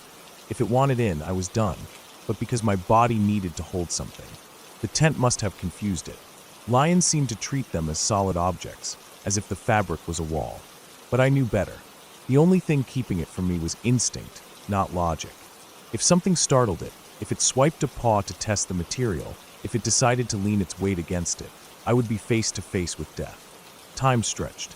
I lay there, every nerve in my body screaming at me to run, to fight, to do something. But I did nothing. I waited. After what felt like forever, the lion made another soft sound, a chuff, and I heard it shift its weight. A moment later, the breathing moved away. I stayed still, ears straining, until I was sure it was gone. Then slowly, I let out the breath I'd been holding. It was a long time before I slept again. The next night, the camp was quieter. I didn't mention the lion to the others, no point in making them nervous, but I could feel the weight of it in my chest, that lingering awareness that the bush never really sleeps. I listened to the night with sharper ears, my body tense even as exhaustion pulled at me. At some point, I drifted off. Then, at 3 a.m., the world exploded. A noise, loud enough to shake the ground, ripped through the camp. I shot upright, hand on my knife before my brain even caught up. It was a bellow deep and raw, a roar that sent a shockwave through my skull. For a full second, I thought something massive was charging through the camp. A buffalo, an elephant, something big enough to flatten us all. Then the sound hit me again, even louder. It wasn't a buffalo. It wasn't an elephant. It was a donkey. It screamed again, a wailing, earth-shaking call, and for a moment all I could do was sit there, heart hammering, ears ringing. Then I heard it, a choked-off laugh from another tent. Then another. And then all at once, everyone was laughing, loud and breathless, the tension snapping like a broken branch. The donkey, apparently in search of a mate, had wandered straight into camp and decided to announce his needs with the force of a jet engine. In the dead silence of the night, it had sounded like something straight out of a horror film. Still shaking, I let myself collapse back onto my sleeping bag, laughter spilling out between gasps. The sheer absurdity of it, the contrast between the raw terror and the stupid reality, was too much. For the first time in a long time, sleep came easily. In the morning, the camp was full of groggy smiles and knowing looks. No one needed to say anything. We all knew. The night had been long, but we had made it through. The donkey was gone, vanished into the bush like a ghost, leaving nothing behind but a story. And the lion? It had left nothing at all.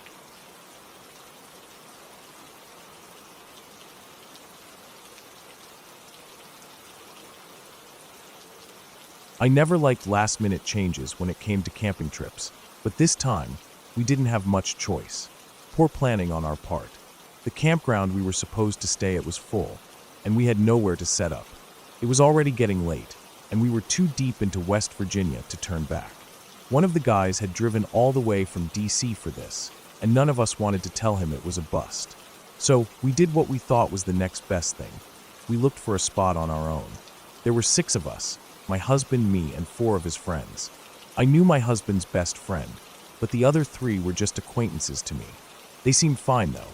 It wasn't the first time they'd gone camping together, and they all had experience setting up in the middle of nowhere. The thought of finding an unofficial spot in the woods didn't bother me as much as it should have. We weren't near any private property, and there were no camping signs, so it seemed harmless enough. After about 30 minutes of searching, we found a clearing just off an old dirt road. The area looked like it had been a parking lot at some point, long ago. The pavement was cracked and worn, weeds pushing through the fractures, but it was flat, quiet, and surrounded by thick trees. No houses, no buildings, no signs of anyone else. If anything, it felt abandoned. We parked the cars and started setting up camp. The air smelled like damp leaves and earth, the kind of deep woods scent you don't get in cities. It was still warm for an early fall night, but the temperature was starting to dip, and we could already hear the occasional rustling in the brush, raccoons probably, or deer moving through the trees. Setting up took about an hour. We pitched our tents near the tree line, arranged our chairs around the fire pit, and settled in for the night. Someone had brought a small speaker, and we played music low while we ate and drank. Nothing too crazy, just beers and the usual campfire talk. By midnight, I was done. My husband and I crawled into our tent, zipped up the flap, and lay back against our sleeping bags. The others were still up, but I could hear them winding down. Someone tossed another log onto the fire, and the embers cracked and hissed. The sounds of laughter and quiet conversation mixed with the night sounds, the occasional hoot of an owl, the chirping of crickets, the rustle of wind through the trees. It was peaceful. I don't know how long I was asleep before the sound of an engine woke me up. It wasn't close at first. Just the low, steady rumble of a car approaching on the dirt road. My husband shifted next to me, but he didn't wake up. I listened, waiting for the sound to pass. Instead, it slowed. Gravel crunched under tires. Then headlights. Bright beams swept through the tent fabric, washing everything in a dull glow. The car stopped. I sat up, heart pounding. I could hear the voices now. At least 3 of them, maybe 4. Loud, slurred voices. Drunk. Someone from our group, probably my husband's friend, called out something. I couldn't hear what he said, but I caught the tone, firm, but not aggressive. I reached for my husband, shaking his shoulder. He groaned and rubbed his face. "Car," I whispered. "Some guys just pulled up." That woke him up. He sat up quickly, listening. Outside, the voices got louder. I unzipped the tent slightly, just enough to peek out. The vehicle was an old pickup, its paint dulled with dust. The guys standing next to it were rough-looking. Jeans, old t-shirts, baseball caps. They were swaying slightly, bottles in their hands, grinning in the way that drunk men do when they think they're being charming. I couldn't hear the full conversation, but I caught pieces of it. They wanted to join us. Said they'd been out drinking and saw the fire. Thought they'd stop by. Our group wasn't having it. We weren't aggressive, but we made it clear. No thanks, we were getting ready for bed. That should have been the end of it. It wasn't. The guys got pushier. One of them stepped closer, his hands on his hips, looking around like he was sizing up the group. He started asking questions. How did we find this spot? How long had we been here? Had we been hiking? How far into the woods had we gone? Something about the way he asked made my skin crawl. It wasn't casual conversation. It felt like he was gathering information. One of our guys gave a vague answer. Not far. Couple hours. Just looking for a campsite. The men stood there for a long moment. The whole mood shifted. The smiles were gone. The easy, drunken friendliness was replaced with something else, something colder. Then suddenly, just as quickly as they arrived, they changed their tone again. One of them nodded, like he'd made a decision. "Well," he said, "we should probably be heading out. But hey, before we go, you all want to buy any party favors?" Nobody answered. A pause. The man's smile widened, but it didn't reach his eyes. "No." One of our guys muttered something about it being late. The man shrugged. "All right then, enjoy your night." They got back in the truck. The engine sputtered to life, and the headlights swept over us one last time before they backed up, turned around, and rolled down the dirt road. We sat in silence, listening to the sound of the engine fade. I don't know how long we stayed like that. It felt like a long time. Eventually, someone put out the fire. My husband and I lay back down, but neither of us slept much after that. Every little sound outside made me jump. I kept picturing those guys coming back. The way they'd switched so quickly from friendly to whatever that was. Were they just drunk locals looking for a party? Maybe, but I doubt it. It felt more like they were testing us, seeing if we were alone, seeing if we'd wandered too deep into the woods, seeing if we were a problem. We packed up at sunrise. No one said much. I noticed my husband's friend scanning the trees while we loaded the cars, like he was expecting someone to be watching. By the time we hit the main road, I felt like I could breathe again. I don't know what was out in those woods, but I'm pretty sure it wasn't just deer and raccoons.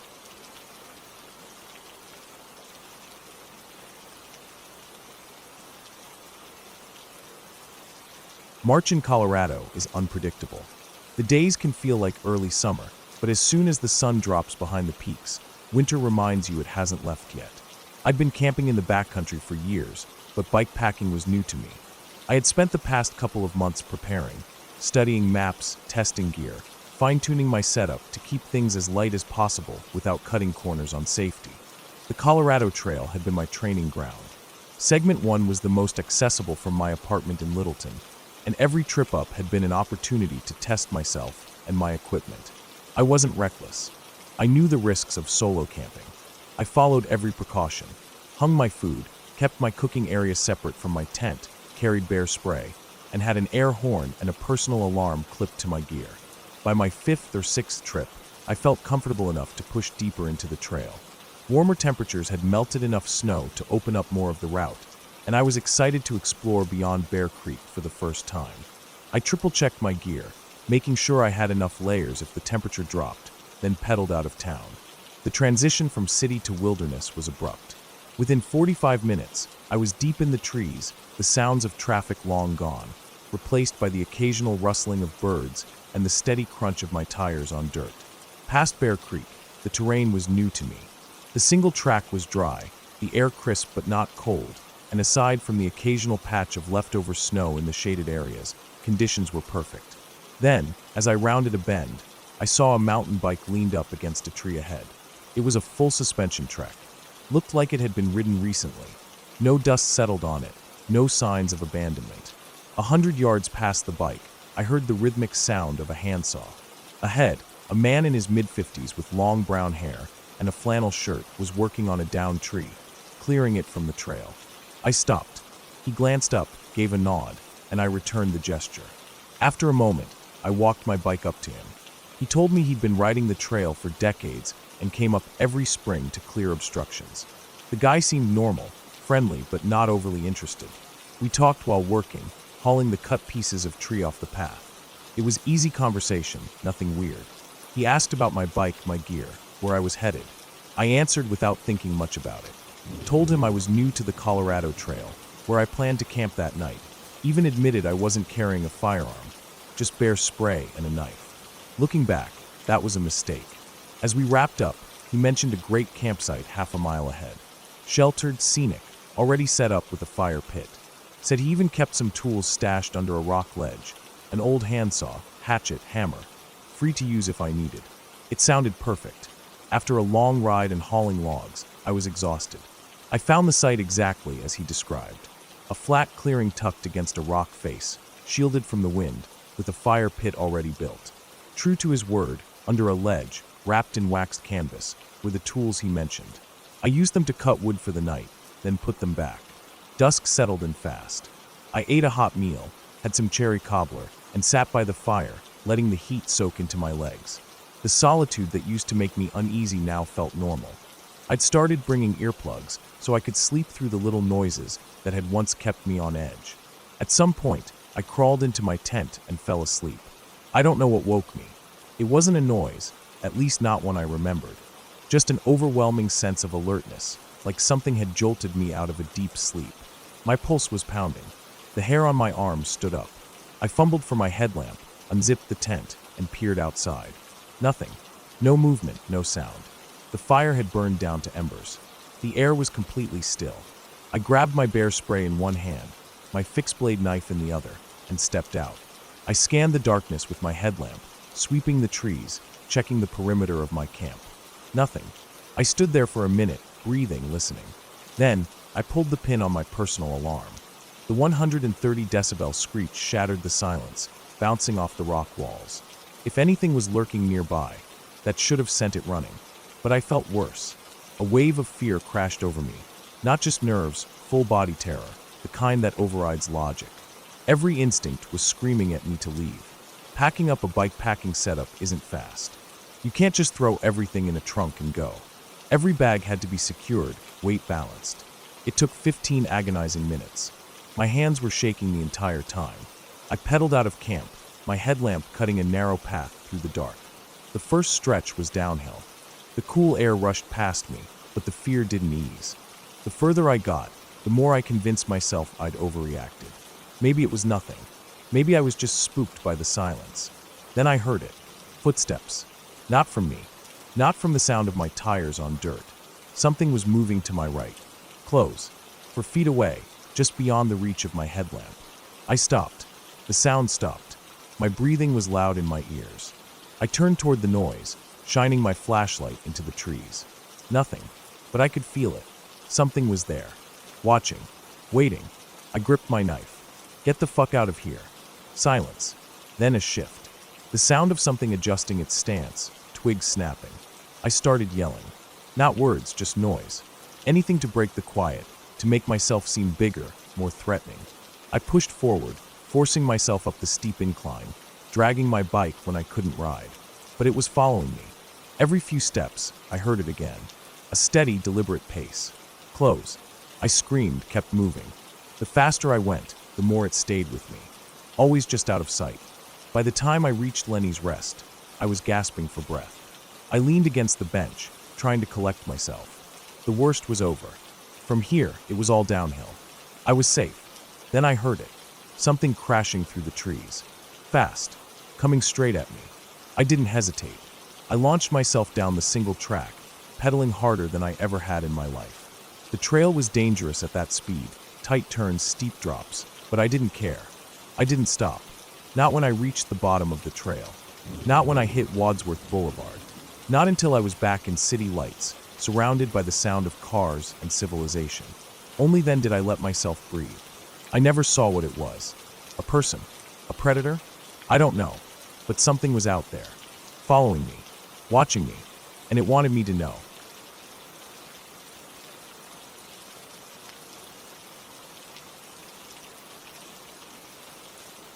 The morning was warm, with the kind of slow, creeping heat that made it feel like the sun had been up for hours longer than it actually had. I had woken up early, not because I had anywhere to be, but because it was one of those rare days when I felt like doing nothing but enjoying where I was. A small, local restaurant caught my attention for breakfast. Nothing fancy, just a simple place with wooden chairs and a tiled floor, the kind of spot where you could hear every footstep and clink of silverware. I sat near the window, staring out at the ocean while eating. The waves were rolling in calmly, glinting under the morning sun. A radio played in the background, tuned to a news station. The voices blended into the clatter of the kitchen and the murmur of other customers, but one phrase stood out to me. Asterisk, there is a tsunami watch in effect due to an earthquake in the South Pacific. Asterisk, it wasn't an emergency broadcast, just a casual news mention. There was no alarm, no sirens, no special announcement to clear the beach or evacuate low-lying areas. Just a simple statement. A watch, not a warning. I barely reacted to it. If it had been serious, I figured, someone would have said something more urgent. After finishing my meal, I paid my bill, stepped outside, and let the thick, salty air settle on my skin. The beach wasn't far, maybe a couple 100 yards away, and I could already hear the waves. I hadn't planned on swimming, but with how warm it was, the idea of being in the water seemed more and more appealing. By the time I reached the shore, the beach was almost empty. A few people were scattered along the sand, some sunbathing, a couple of kids digging holes near the water, a man walking alone with his feet sinking into the wet sand as the waves washed over them. It was peaceful, the kind of scene you'd expect from a travel brochure. I walked down to the shoreline, letting the cool water rush over my feet. The sand beneath me was firm, the tide rolling in and out in a steady rhythm. It seemed like a perfect day to swim. I waded in, feeling the familiar weightlessness as the water lifted me. The ocean was warm, with occasional cool patches that sent a brief chill over my skin before disappearing again. For a while, I just floated, letting the waves move me gently back and forth. It was calming, no strong currents, no sudden swells, just the natural movement of the tide. I kicked lazily, drifting, half swimming, half treading water. The sky was a clear, cloudless blue, the kind of blue that looked almost artificial, like something out of a painting. Then something changed. It wasn't sudden, not like a rip current that drags you under in an instant. It was slower, more subtle. At first, I couldn't quite place what felt different. The water was just wrong. I tried to plant my feet down, expecting to feel the sandy bottom beneath me, but there was nothing. I stretched my toes down as far as I could, but still nothing. A moment ago, I had been able to stand just fine. Now, I was floating in deeper water than I had been seconds earlier. I wasn't being pulled out to sea. I wasn't caught in a current. But the water was rising. I took a few strong strokes toward shore, and just like that, I was suddenly in shallow water again. It wasn't gradual. One moment I was in deep water, unable to touch the bottom, and the next, I could stand with the water barely reaching my waist. That was the second thing that felt wrong. The waves had changed. The steady, predictable motion of the tide had been replaced with something else, something unsteady. The water moved in strange directions, as if it didn't quite know where to go. It wasn't violent, not yet, but it was unnatural. A thought flashed through my mind. Whenever something is weird in the ocean, get out. I didn't hesitate. I turned and walked out of the water, my feet sinking slightly into the wet sand with every step. By the time I reached dry land, my heart was pounding, not from exhaustion, but from a sense of unease I couldn't shake. I looked back at the water, scanning the horizon. The ocean didn't look different. There were no towering waves, no rushing surge swallowing the beach. Just the same rolling waves, the same endless stretch of blue. But when I glanced down, I saw something that made my stomach twist. The line of wet sand, the mark where the waves had been reaching, was farther inland than it should have been, a good 20 or 30 feet farther.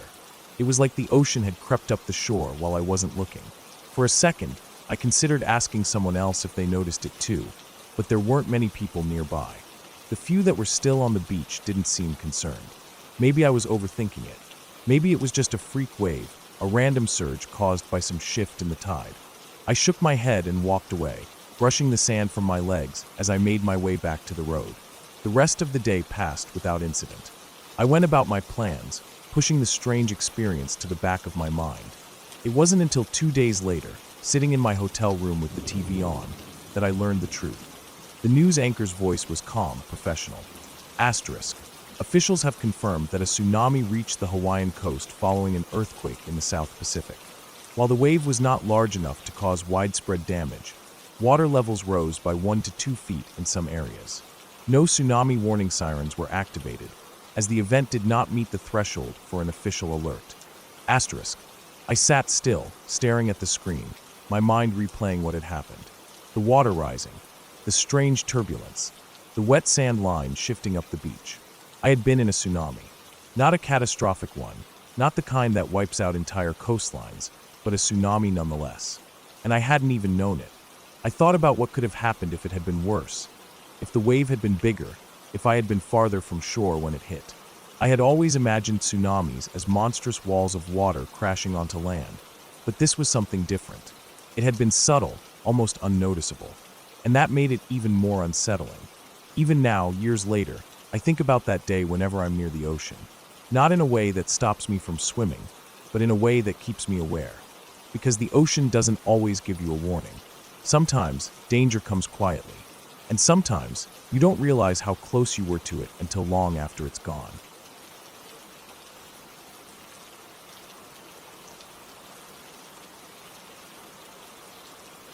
The air inside the tent was thick and warm.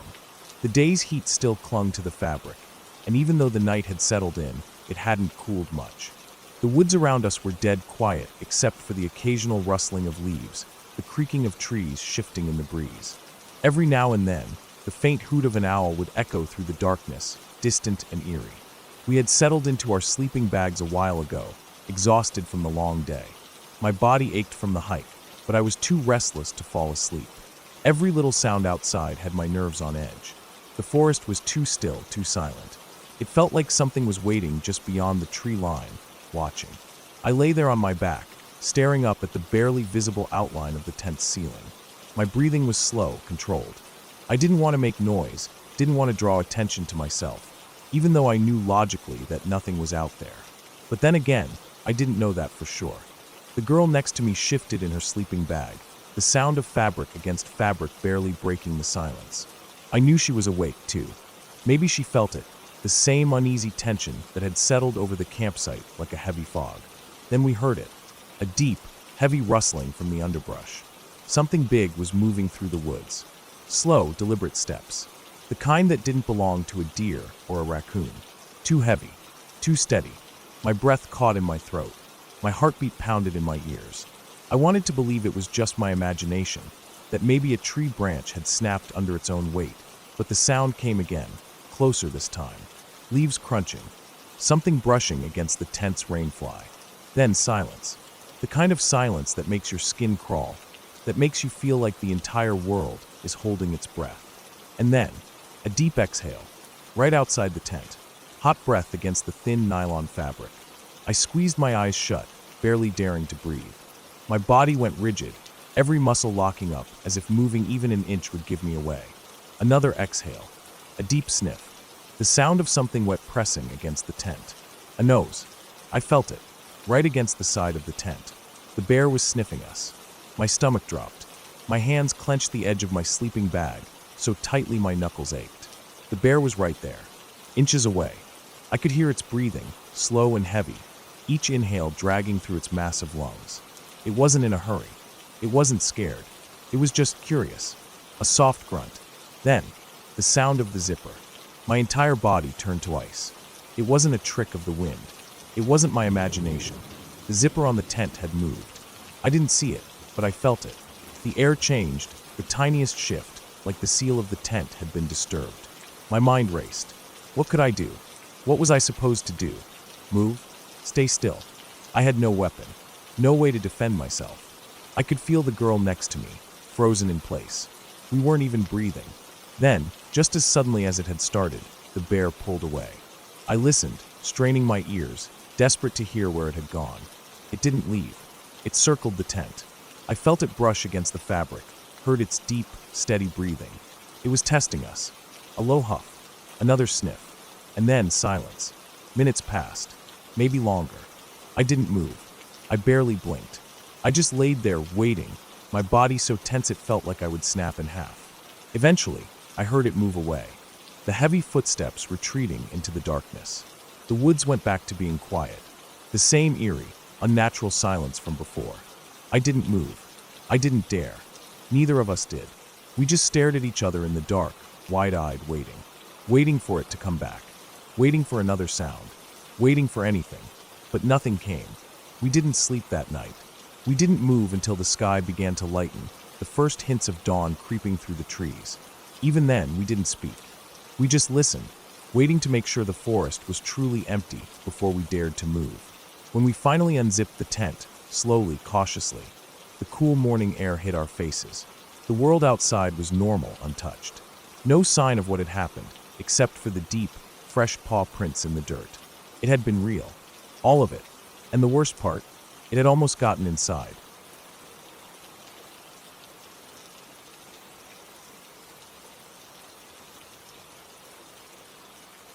I was 12 years old, sitting in the back seat of a car that I had no control over. The car wasn't mine. The driver wasn't me. I had no say in what was about to happen. All I could do was sit there, trapped, as the road ahead twisted through the mountains like a snake waiting to strike. We were leaving Paradise Lodge in Mount Rainier, heading down the narrow two-lane road that cut through the thick forests and sharp cliffs of the mountain. The car was packed, me, my friend, his parents, and his older brother, who was the one driving. The kind of driver who acted like nothing bad could ever happen to him. Like he was invincible. Like we were all invincible just because we were in a car. The traffic was slow, bumper to bumper in both directions. A long chain of vehicles crawled down the mountain, squeezed between steep drop-offs and towering trees. The line of cars stretched endlessly, moving at a pace that felt like we'd never get out. But that was just how mountain roads worked. You had to be patient. You had to respect the road. But then something changed. A gap appeared in the oncoming lane. A large, unnatural gap. 1 second, there were cars coming up the road like usual. The next second, there was nothing. No headlights, no movement, just an empty lane stretching ahead as far as we could see. It wasn't right. It felt wrong. For a moment, I thought maybe there had been an accident farther up, maybe a rock slide, maybe a stop sign we couldn't see. But my thoughts were interrupted when my friend's brother, gripping the wheel with too much confidence, decided this was his chance. He pulled into the oncoming lane. The car lurched to the left, crossing the faded yellow lines that separated us from disaster. I felt my stomach drop, like the ground had disappeared beneath me. I waited for the next oncoming car to appear, hoping, praying, that it would give us enough time to slip back into our lane before we got killed. His mom let out a scream. A long, blood-curdling scream that didn't stop, didn't waver. It filled the car, drilling into my ears, stretching out longer than I thought was humanly possible. My friend and I just looked at each other. Neither of us said anything. We just sat there, shaking our heads, unable to believe what was happening. The car sped forward in the empty lane, overtaking the long line of vehicles.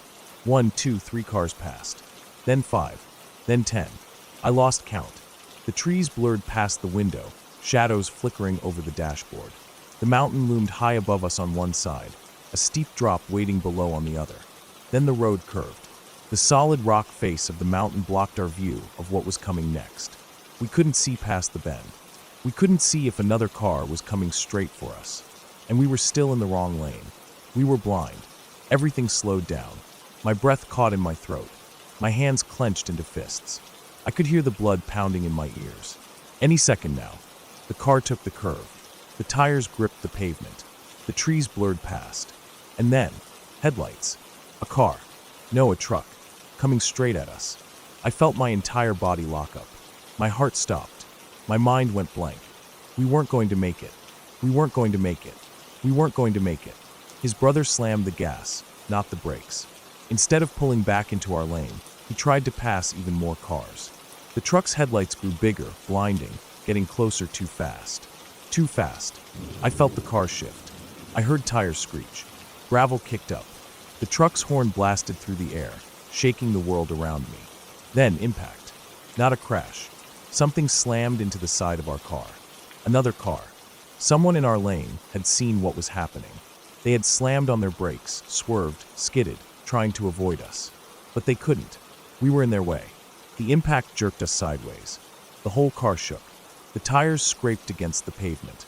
The momentum threw us toward the edge of the road, toward the cliff. The truck's headlights flashed past. I caught a glimpse of the driver's face, a blur of shock, of panic, of white knuckles gripping the wheel. Then we were spinning. The car whipped back into our lane, sliding sideways.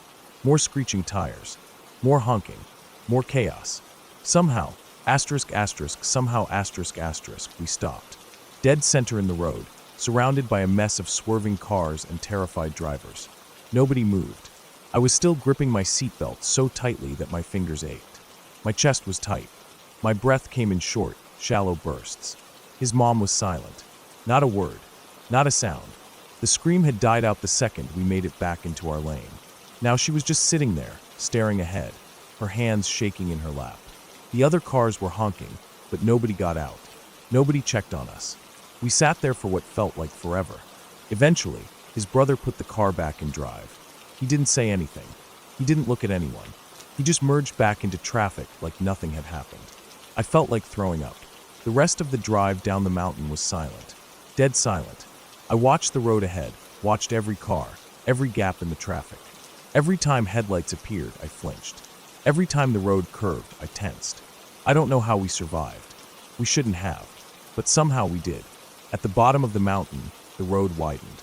The slow, winding two-lane road turned into a four-lane highway, and we were suddenly surrounded by the normal world again.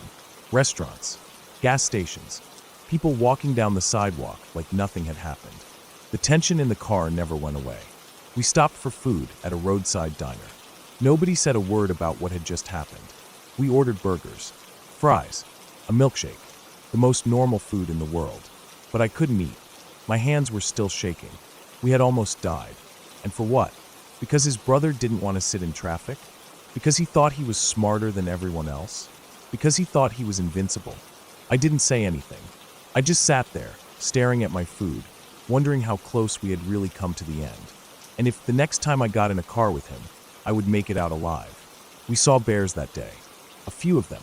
You always see bears in Rainier. But honestly, I would have rather taken my chances with the bears than get back in that car.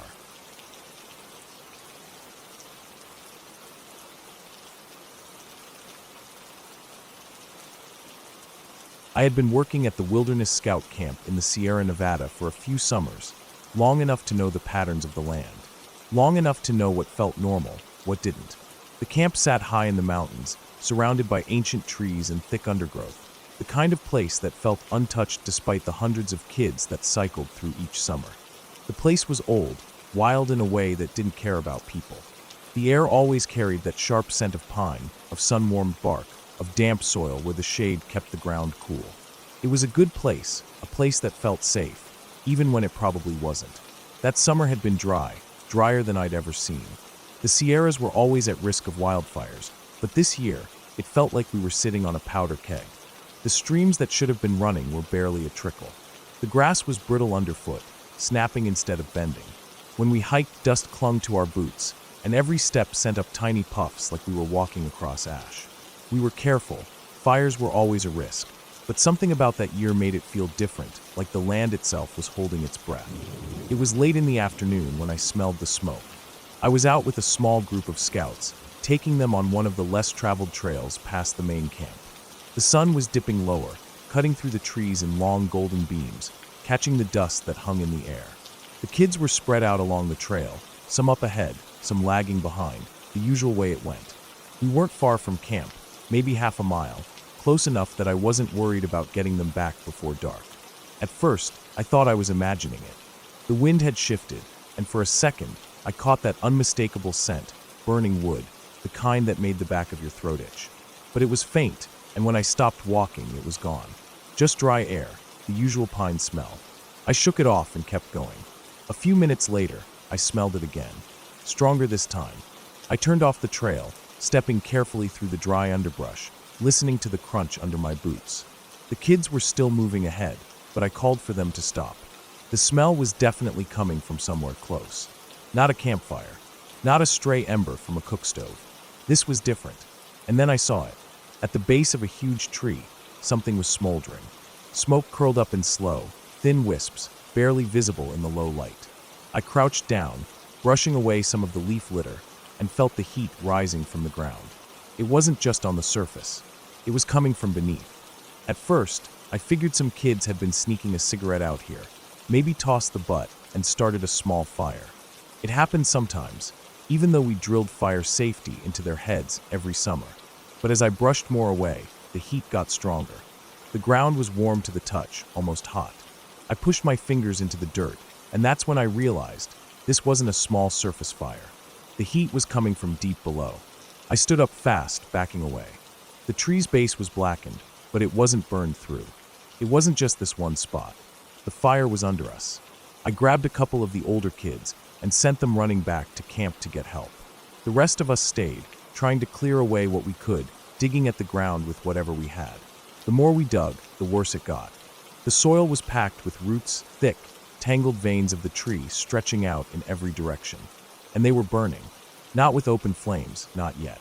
But they were smoldering, glowing faintly in the deeper pockets, sending up steady trails of smoke. The deeper we dug, the hotter it got.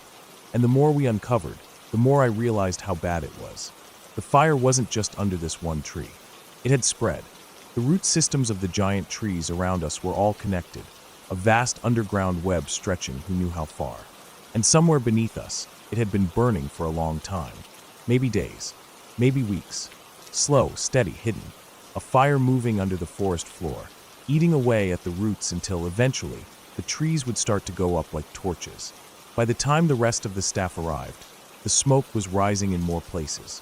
We dug as fast as we could, trying to break apart the smoldering sections, trying to cut it off before it spread any further. Someone ran to get water, but there wasn't enough, and the ground was too dry to soak through. We had to dig it out, pull out the burning roots before they could catch the trees above. It was brutal work. The deeper we went, the hotter it got. The air turned thick with smoke, making it harder to breathe. My hands were raw from clawing at the dirt, and I could feel the heat searing into my palms.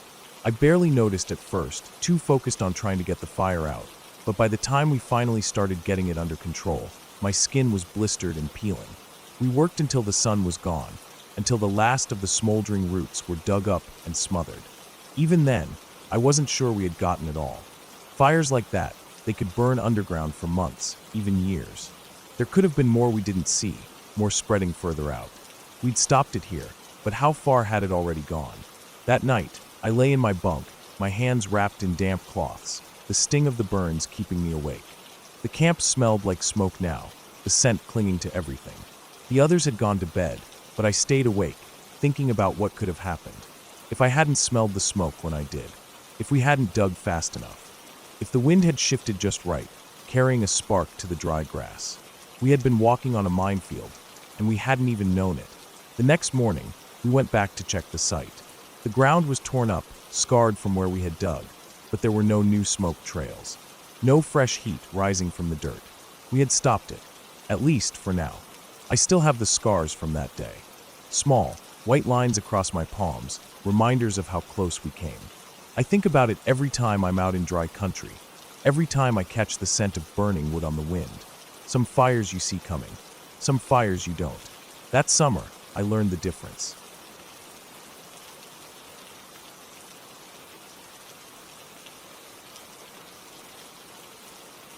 Estes Park had always felt like a place where the wild still ruled. The mountains loomed over the town, their rocky faces scarred by time and weather. The forest stretched endlessly in every direction, filled with towering pines, hidden lakes, and trails that led higher and higher until the air grew thin. I'd been there twice, and both times, the wilderness had reminded me exactly where I stood, small, vulnerable, and completely at its mercy. The first time was at Sprague Lake. It was late afternoon, the sky just starting to shift into the deep blues and purples of evening, though the sun still clung stubbornly to the west. My friends and I had been walking along the trail that circled the lake, talking quietly and occasionally stopping to look out over the water. It was calm, the surface reflecting the jagged peaks in the distance, barely disturbed by the occasional ripple. We weren't thinking about much, just taking it all in. That high up, at over 8,600 feet, the air was crisp even in the summer, carrying the scent of pine and damp earth. It was the kind of place that felt peaceful, like nothing could really go wrong. And then, without warning, I felt it. A presence. That deep, unmistakable sensation that something was behind me. Not a person, something bigger. Heavier. I didn't hear it approach, didn't sense anything until it was already there. I turned my head slightly, my breath catching in my chest. A moose. Not just any moose. A full-grown bull, standing maybe 15, 20 feet behind us. Massive. His broad, dark brown body contrasted against the soft green of the trees behind him, his antlers spreading wide like twisted branches. For a moment, I didn't move. None of us did. He just stood there, his long legs holding him steady, his ears twitching slightly as he gazed out over the water. He wasn't looking at us. He wasn't threatening or aggressive. He was just there, watching the lake. The absurdity of it didn't hit me until later. A giant wild animal, one that could trample a person in an instant, standing next to us like some old man admiring the scenery. I could hear my own breathing, my heartbeat thudding in my ears. We all knew the rule: don't get close to moose. Ever. They weren't like deer or elk. They weren't shy or easily scared off. If you got too close, or if they just decided they didn't like you, they could charge. And once a moose charged, there was no stopping it. But he didn't charge. He just stood there, completely still, his dark eyes fixed on the lake. The minutes stretched. Then, without a sound, he moved. Not away from us. Not toward us. Into the water. His hooves broke the surface, sending small ripples across the lake. He walked in slowly, deeper and deeper, until the water reached his belly. He didn't stop. Just kept going, step by step, his antlers still above the surface, until finally, he was almost halfway across. We stayed frozen, watching, barely daring to breathe. Then, as suddenly as he'd appeared, he was gone, just another shadow in the vastness of the lake and trees. Only then did I exhale. Only then did we realize just how close we'd been to something that could have killed us in a second. It wasn't fear at the time, just awe. But looking back, it made my stomach tighten. How close we'd been. How easily that could have gone wrong. I didn't forget that feeling.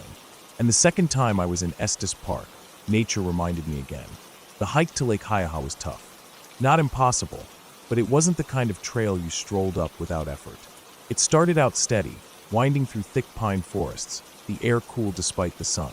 The higher we climbed, the thinner it got, every breath just a little harder than before. The trail was rocky, twisting through boulders and steep inclines, each step taking us further from the world below. By the time we reached the lake, nearly 10,500 feet up, I was exhausted. Not completely wiped out, but I could feel the ache settling into my legs. The air was crisp, thinner than it had been below, and the sky stretched wide over us, framed by jagged mountain peaks. The lake itself was unreal. It wasn't just blue, it was a deep, striking turquoise, the kind of color you almost didn't believe was real. The water was surrounded by massive boulders, some half-submerged, others stacked on top of one another like nature's own sculptures. It felt untouched, wild in a way that few places ever do. We found a good spot to sit, flat rocks overlooking the water, perfect for resting and eating. I reached into my pack, pulling out my lunch, already tasting the first bite. Then the first crack of thunder hit. Not from above, from next to us. At least, that's how it felt. I flinched so hard I nearly dropped everything. Another crack, louder this time. The kind that makes your chest vibrate, the kind you don't just hear, you feel. I glanced at my friend. He was already moving. It didn't take a genius to know what to do. We grabbed our bags and started down. Fast. Thunderstorms at that elevation weren't like the ones lower down. Up here, you weren't under the storm, you were in it. The clouds rolled in fast, swallowing the sky in a matter of minutes, the bright, open air turning dark and heavy. We picked up the pace, moving as quickly as we could over the rocky trail. Every few seconds, another crack split the air, echoing between the peaks. The rain hadn't hit yet, but we could feel it coming, the wind picking up, cold against our faces. We needed to get lower. Fast. The trail wasn't easy going down. The rocks that had been annoying on the way up became dangerous now, slick from the mist rolling in, uneven and jagged.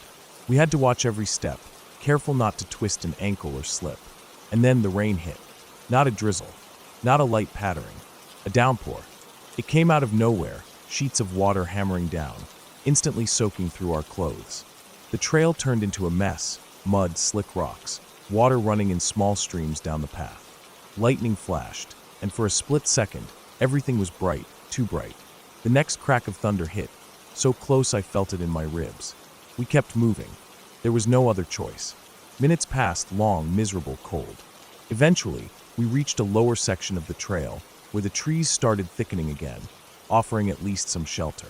The storm wasn't done, but the thunder wasn't right on top of us anymore. We found a spot beneath the trees, just enough cover to stop for a second, breathe, and finally, eat. The sandwich was soggy. The chips were crushed. But at that moment, it was the best meal I'd ever had. Looking back on both of those moments, Sprague Lake, Lake Hiaha, I realized something. Nature doesn't care. It doesn't hate you, and it doesn't look out for you. It just is. That moose could have charged us. That storm could have caught us higher up, with no cover, no way down. But we got lucky. Both times. And that's the thing about places like Estes Park. They'll give you the best moments of your life. But they'll also remind you, every single time, how small you really are.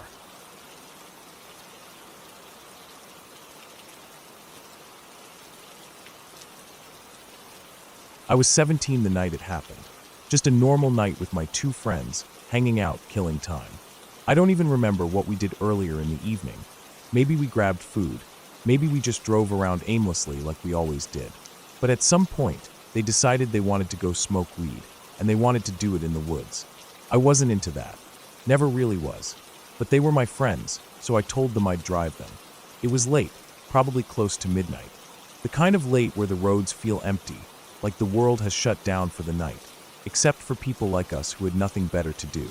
The place they picked wasn't far, a patch of forest just outside of town. It wasn't a park or anything, just a stretch of woods near a back road, the kind of place where people dump trash or teenagers go to drink and smoke.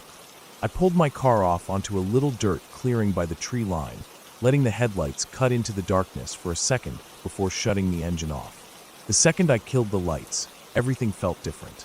The trees became black silhouettes, the air suddenly heavier, quieter. It wasn't a cold night, but there was a chill in the air. My friends got out, laughing, already joking about how creepy it was. One of them had a cheap flashlight, the kind you get at a gas station, but the batteries were dying, so the beam was weak. I didn't have a flashlight on me. This was before phones had them built in. They walked ahead, disappearing into the dark, their voices fading as they followed one of the trails into the woods. I stayed behind in the car. At first, I didn't mind waiting. I scrolled through the music on my iPod, played with the radio, leaned back in my seat. But after a while, I started getting bored. I checked the time. I figured they wouldn't be long, but it had already been at least 20 minutes. Maybe more. The silence outside was starting to get to me. Sitting alone in the dark with nothing but the occasional creak of the trees or rustle of leaves wasn't exactly fun. I thought about honking the horn to mess with them, but decided against it. Instead, I figured I'd just go meet them. I got out of the car and shut the door as quietly as I could, not even sure why I felt the need to be quiet. It was just that kind of night, where the stillness made you instinctively move softer, quieter. I walked up to the entrance of the woods. That's when I noticed something. There were 4 trails leading into the trees. I hadn't thought about that when they left. They never said which one they took. They probably just went straight, but I couldn't be sure. I hesitated, staring at the paths, trying to remember which way their voices had gone. Eventually, I just picked the biggest one, the widest, most used-looking trail, and started walking. As soon as I stepped into the trees, the darkness swallowed me. The trail was barely visible. The moonlight filtered through the branches, but it wasn't enough. I had to move slow, my hands slightly out in front of me to feel for anything in my way. My footfalls were loud against the dirt, twigs snapping under my shoes. Every few steps, I'd stop and listen, hoping to hear my friends. Nothing, just silence. The deeper I went, the more uneasy I felt. There was something about the woods at night. It wasn't just the darkness, it was the feeling of being surrounded, the feeling that anything could be out there, just beyond the trees, watching. I walked for a couple of minutes, moving carefully, keeping my breathing slow. Then, up ahead, I noticed a dip in the trail. And on the other side, just barely visible in the moonlight, was a bench. It was an old wooden bench, the kind you'd find at a park or along a nature trail. It looked worn down, like it had been sitting there for years. But I barely registered the bench itself, because there were two people there. One was sitting, the other was standing directly in front of him.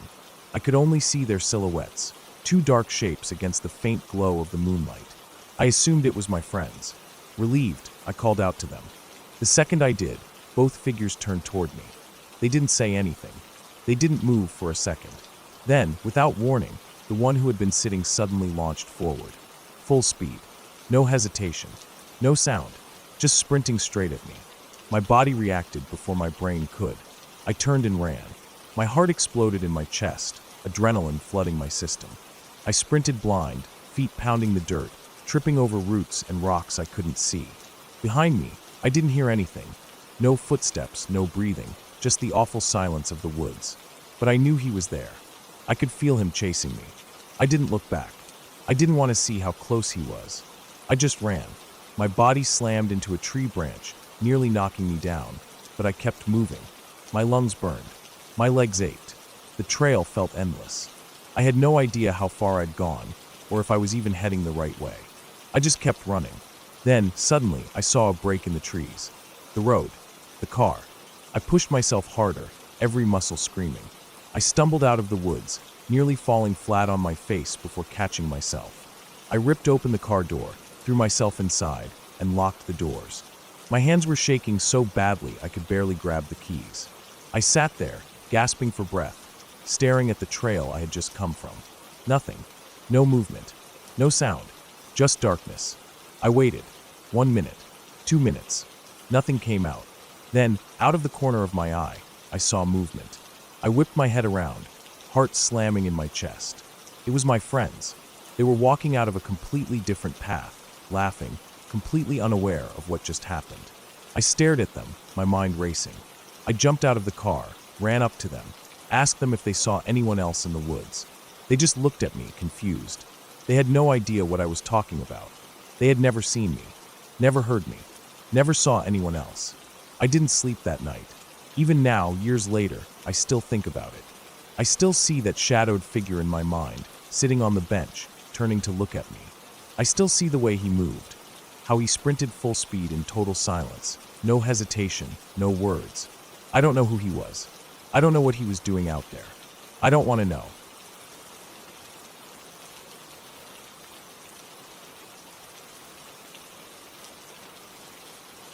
It was late when my phone rang.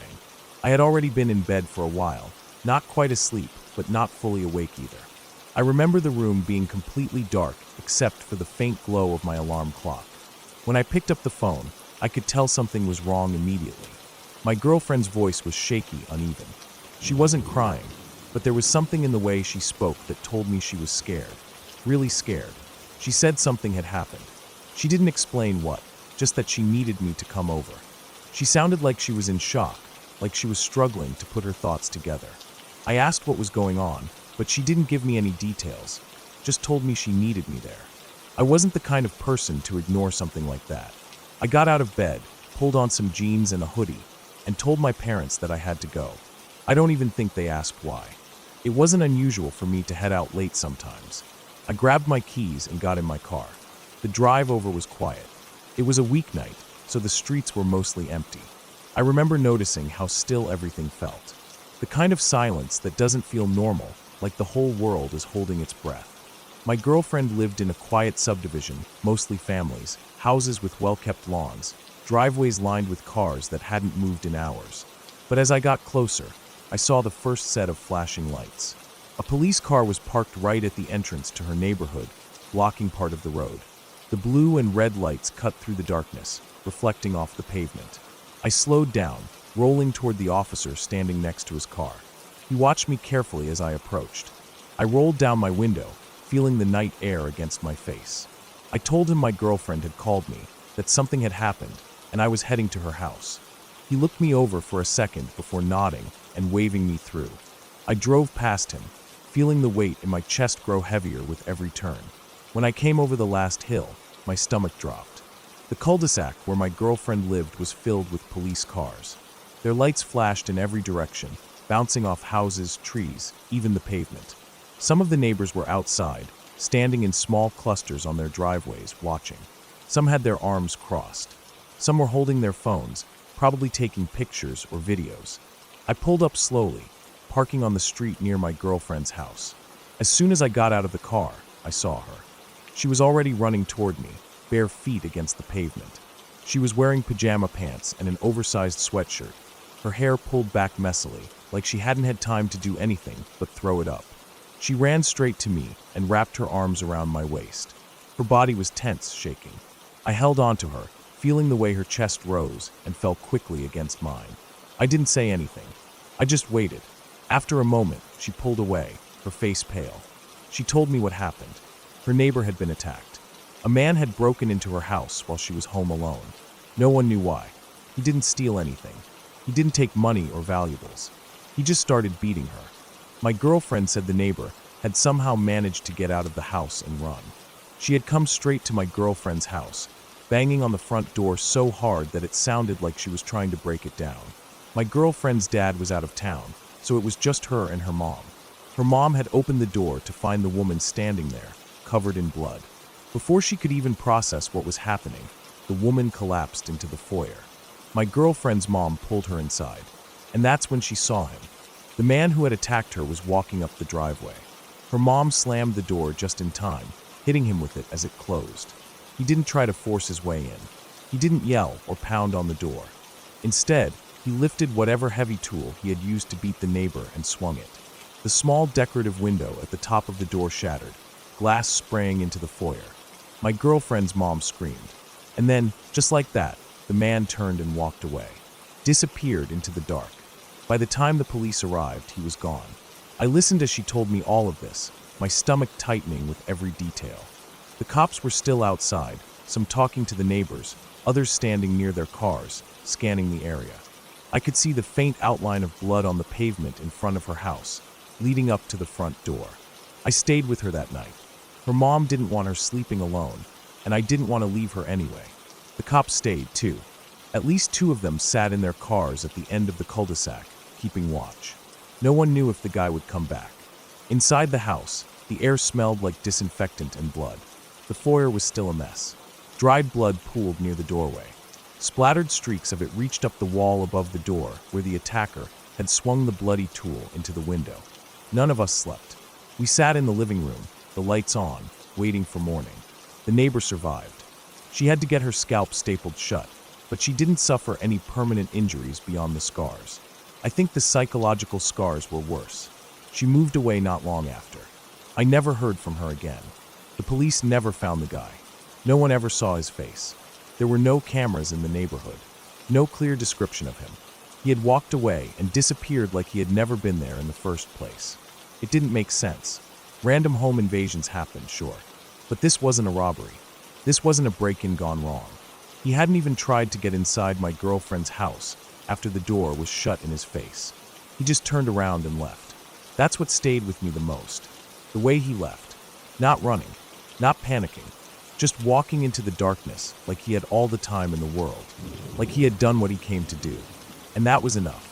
I never really talked to my girlfriend about it much after that night. She didn't like bringing it up, and I didn't push.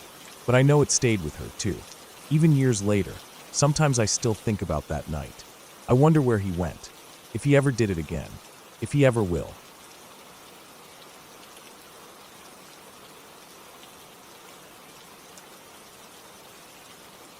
The drive out was long, and I spent most of it with the windows down, letting the thick, humid summer air of the Midwest roll through my car. I'd been meaning to quit for a while, clean up my act, get my head straight, but something about doing it at home felt impossible. There was too much familiarity there, too many easy ways to slip back into old habits. So I packed a tent, a sleeping bag, some canned food, and a pot, and I drove 4 hours out to a stretch of public land along the Mississippi River in Illinois. No reservations, no campgrounds, no people. Just me, the woods, and a few days to sweat out the worst of it. The place was managed by the Army Corps of Engineers, which meant it was open for camping, but had no amenities. No restrooms, no running water, nothing. Just raw land. That was fine by me. I wanted to be alone, wanted to clear my head. I figured I'd find a quiet spot, set up camp, and spend the next few days sleeping, drinking water, and waiting for the cravings to pass. By the time I arrived, the sky had clouded over. It had that thick, gray look like it could rain any minute. I found a flat, dry spot a little ways off a dirt access road and set up my tent. The trees were dense, mostly oak and hickory, and the undergrowth was thick with ferns and brambles. A good place to disappear for a few days. I gathered some wood, got a fire going, and ate a quick meal. Canned beans and rice cooked in a little pot over the flames. Not long after I finished eating, the rain started. A slow drizzle at first, then steady sheets. I put out the fire, crawled into my tent, and lay on my back listening to the rain hammering the nylon above me. The sound was rhythmic, almost soothing. I closed my eyes. When I woke up, it was still dark. I wasn't sure why I had woken up at first. Then I heard the rustling. It was close, just outside the tent. Slow, deliberate movements through the wet grass and leaves. I felt my chest tighten, my breath shallow. I listened. An animal, maybe? But it didn't sound like an animal. The steps were too measured, too controlled. I reached for my flashlight, but before I could turn it on, I heard another sound, the unmistakable sound of someone breathing. I froze.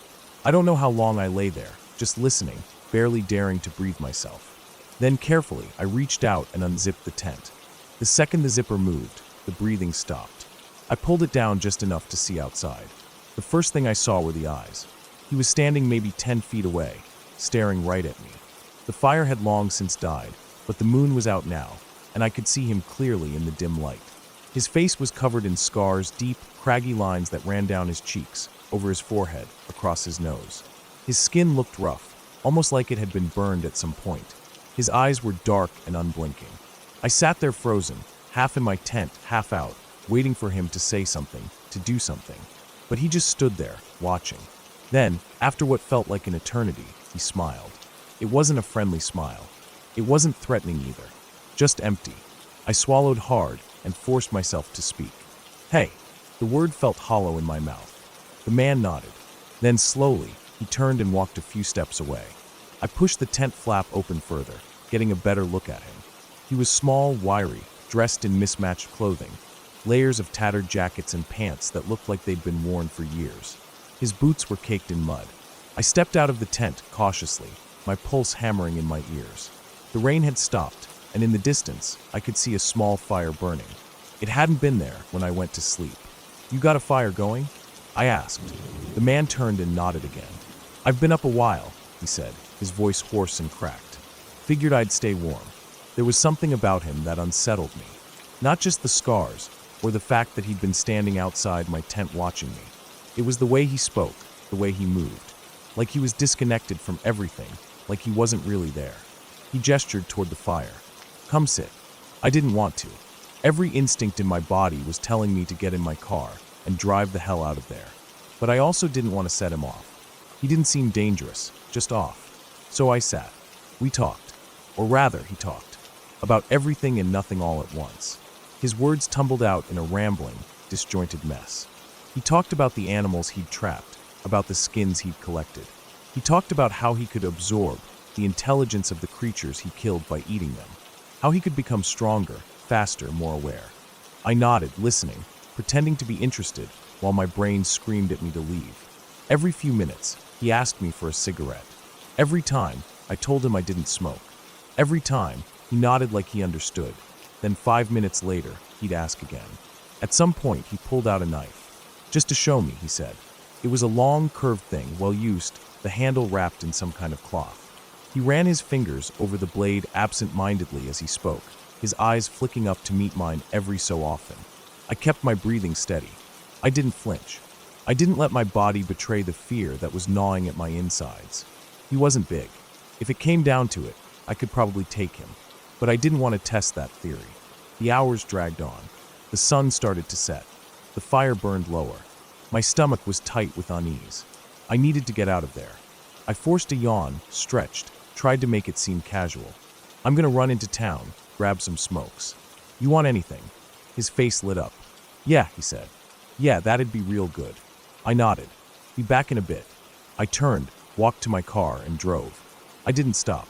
I kept going through winding back roads, across the river, into the first town I could find, Clinton, Iowa. I pulled into a gas station, hands trembling, heart still pounding. I sat there for a long time, staring out the windshield, trying to process everything. I had nowhere to sleep, so I parked near a playground, curled up in the back seat, and drifted off. I woke up to the sound of children laughing. Sunlight streamed through the windows. I turned the key in the ignition, pulled out of the lot, and drove home. I didn't even bother going back for my tent. I never wanted to see that place again.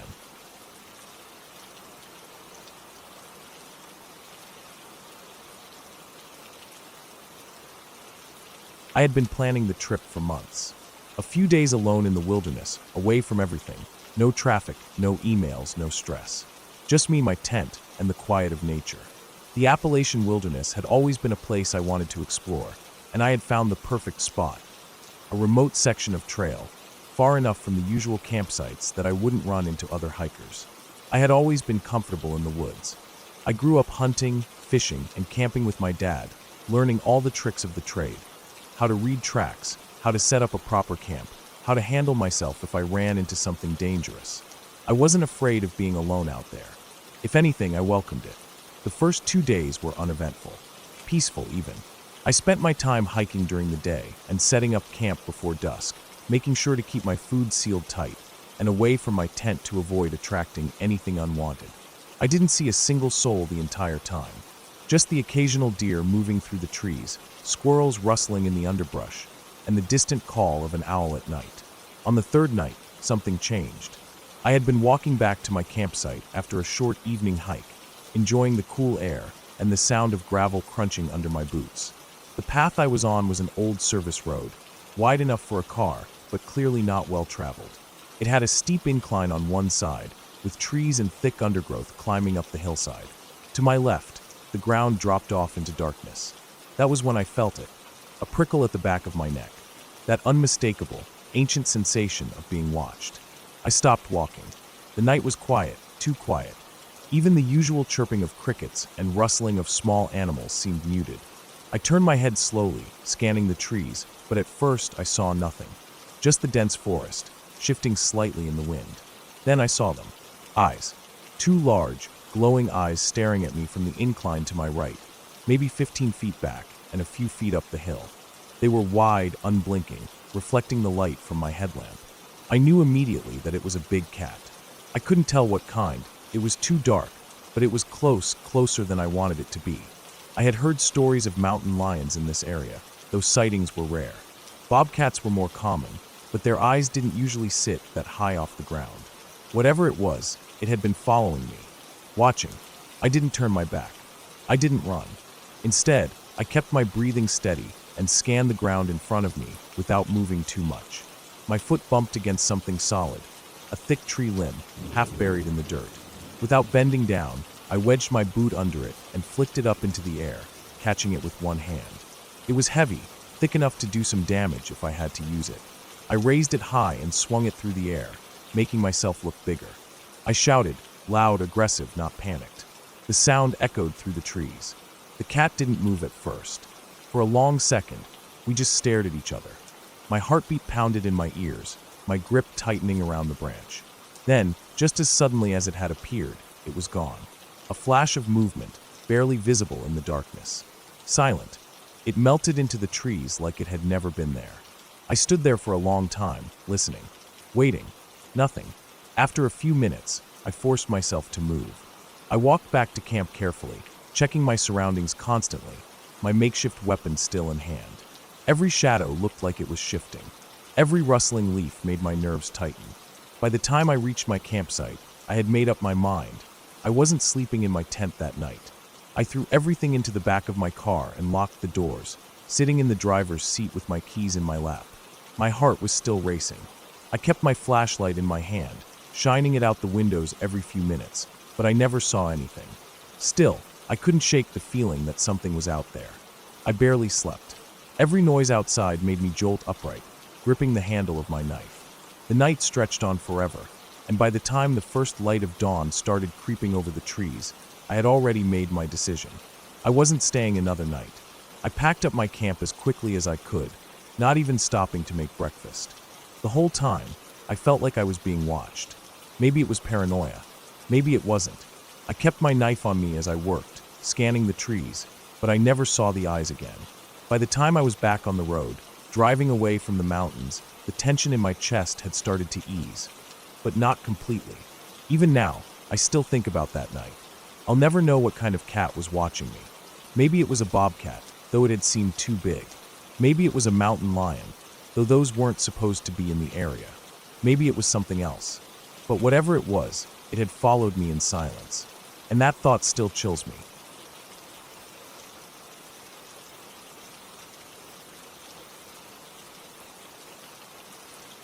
Not even 6 months ago, my husband, our 10-year-old stepson, who had just turned 11, and our dog embarked on a family road trip from our home in Portland, Oregon, to the outskirts of Cougar, Washington, near Mount St. Helens.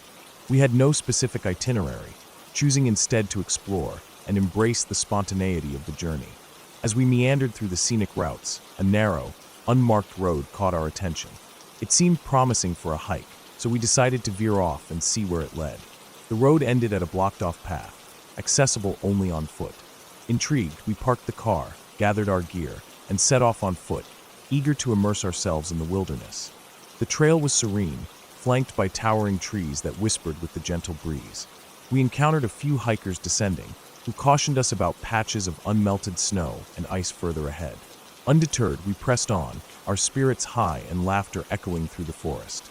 A quick check on our map revealed we were on the trail leading up to Climbers Bivouac, a known campsite for those aiming to summit Mount St. Helens.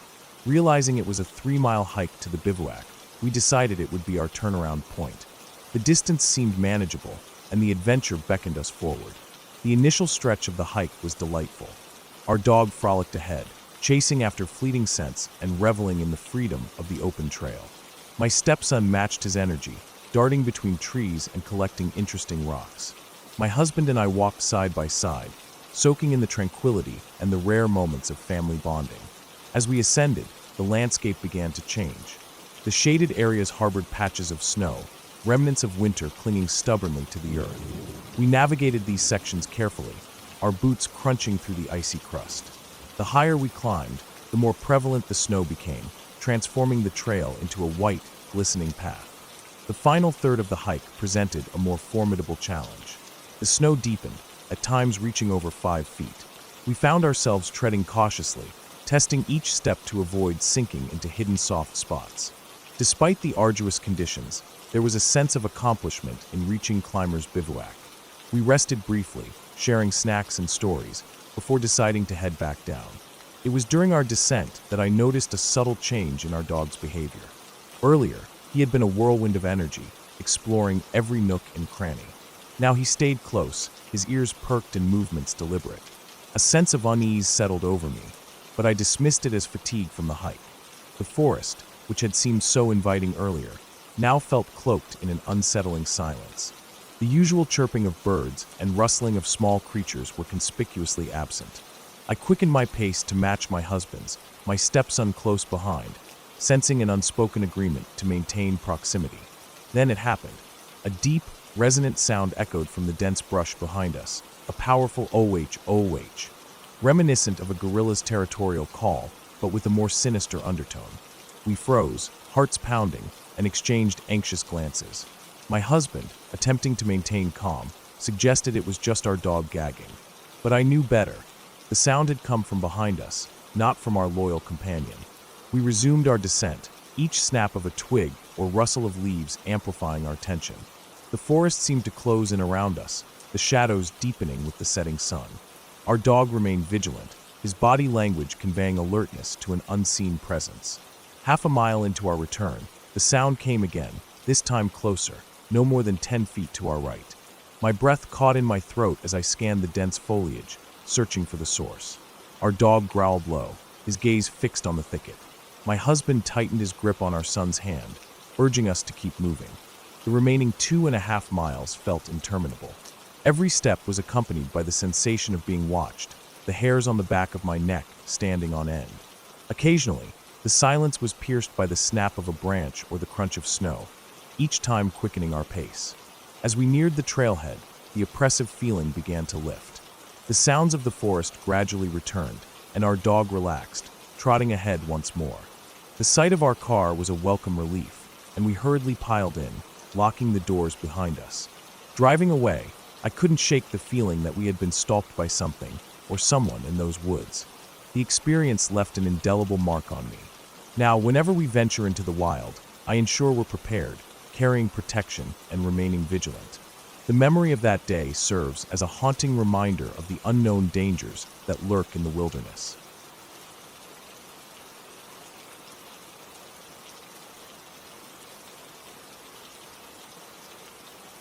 We were about 10 years old when we decided to camp in the forest near my friend's house. It wasn't deep wilderness or anything like that, just a patch of woods on the edge of some farmland.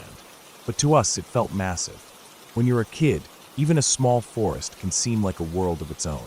The trees stretched tall and wide, the undergrowth thick in places, and there were enough animal trails crisscrossing through it that we could pretend we were explorers.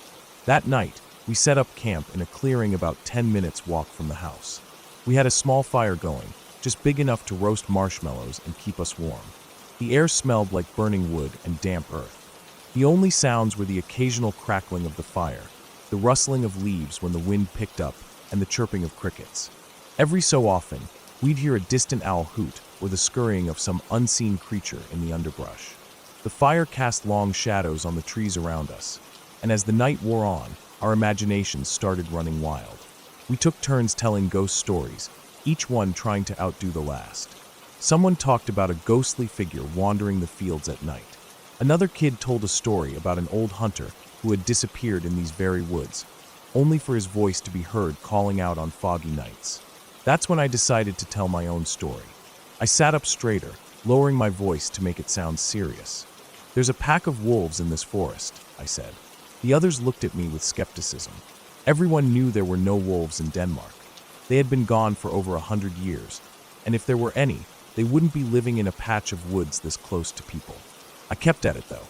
I talked about the strange tracks I'd seen on the trails, the way sometimes at night you could hear something moving just out of sight, too heavy to be a deer.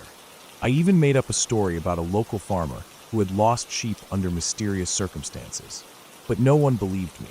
"You're just making it up," one of them said, shaking their head. A couple of the others laughed. I felt my face heat up with frustration. It was one thing to be scared of ghosts, everyone was, but this felt different. I wanted to prove that the woods were more than just some safe little patch of trees behind a farmhouse. I wanted them to feel the same sense of unease I did. So I cupped my hands to my mouth, tilted my head back, and let out my best imitation of a wolf howl. The sound echoed through the trees, fading into the distance. The others just laughed, shaking their heads at me. I was about to say something else when, from somewhere in the darkness, a howl rose up in response. It was long and drawn out, a deep, almost mournful sound. The laughter stopped immediately. Then came another one, and a third. For a few seconds, none of us moved. It felt like the air itself had thickened, like the trees had leaned in closer. The fire popped, but we barely noticed. All we could do was sit there, straining our ears, listening. The howls didn't come from one direction, but from multiple spots surrounding us. I felt my stomach tighten. This wasn't just my imagination. Something was out there. Then someone bolted, and that was all it took. We ran. We didn't say a word, didn't stop to grab anything. We just ran straight through the trees, dodging branches and stumbling over roots, sprinting as fast as our legs would carry us. The woods that had seemed so familiar during the day now felt endless, a maze of darkness that could swallow us whole. My lungs burned, but I didn't dare slow down. The howls came again, this time closer. I didn't look back. I didn't need to. My only thought was getting back to the house. The trees thinned out ahead of us, and suddenly, we were out of the forest, sprinting across the open field. The house was just up ahead, the porch light glowing like a beacon. I could hear the others panting beside me, feet pounding against the grass. We didn't stop running until we were on the porch, yanking open the door and stumbling inside. For a long moment, none of us spoke. We just stood there, gasping for breath, hearts hammering in our chests. We listened, half expecting the howls to follow us. But outside, everything was silent. No more howls. No movement in the trees. just the wind rustling through the leaves, like nothing had happened at all. We didn't go back for our stuff that night. We left it all out there, the sleeping bags, the snacks, everything. The next morning, we went back with my friend's dad, half expecting to find wolf tracks or signs of something large moving through the forest. But the only thing we found was our abandoned campfire, the ashes cold, the marshmallow sticks still stuck in the dirt. There were no tracks, no sign of anything unusual. That should have made me feel better. It didn't. It wasn't until later that we found out the truth. Some older kids had been camping deeper in the forest that night, drinking and messing around. When they heard my howl, they decided to mess with us, calling back to scare the hell out of us. It was just a prank. That's what they said anyway. I tried to believe it. I really did. But even now, years later, I still remember the way those howls sounded. How they came from different spots at once. How they didn't just sound like one or two people messing around, but a whole group moving through the trees. I tell myself it was just a prank. But sometimes, when I think back to that night, I'm not so sure.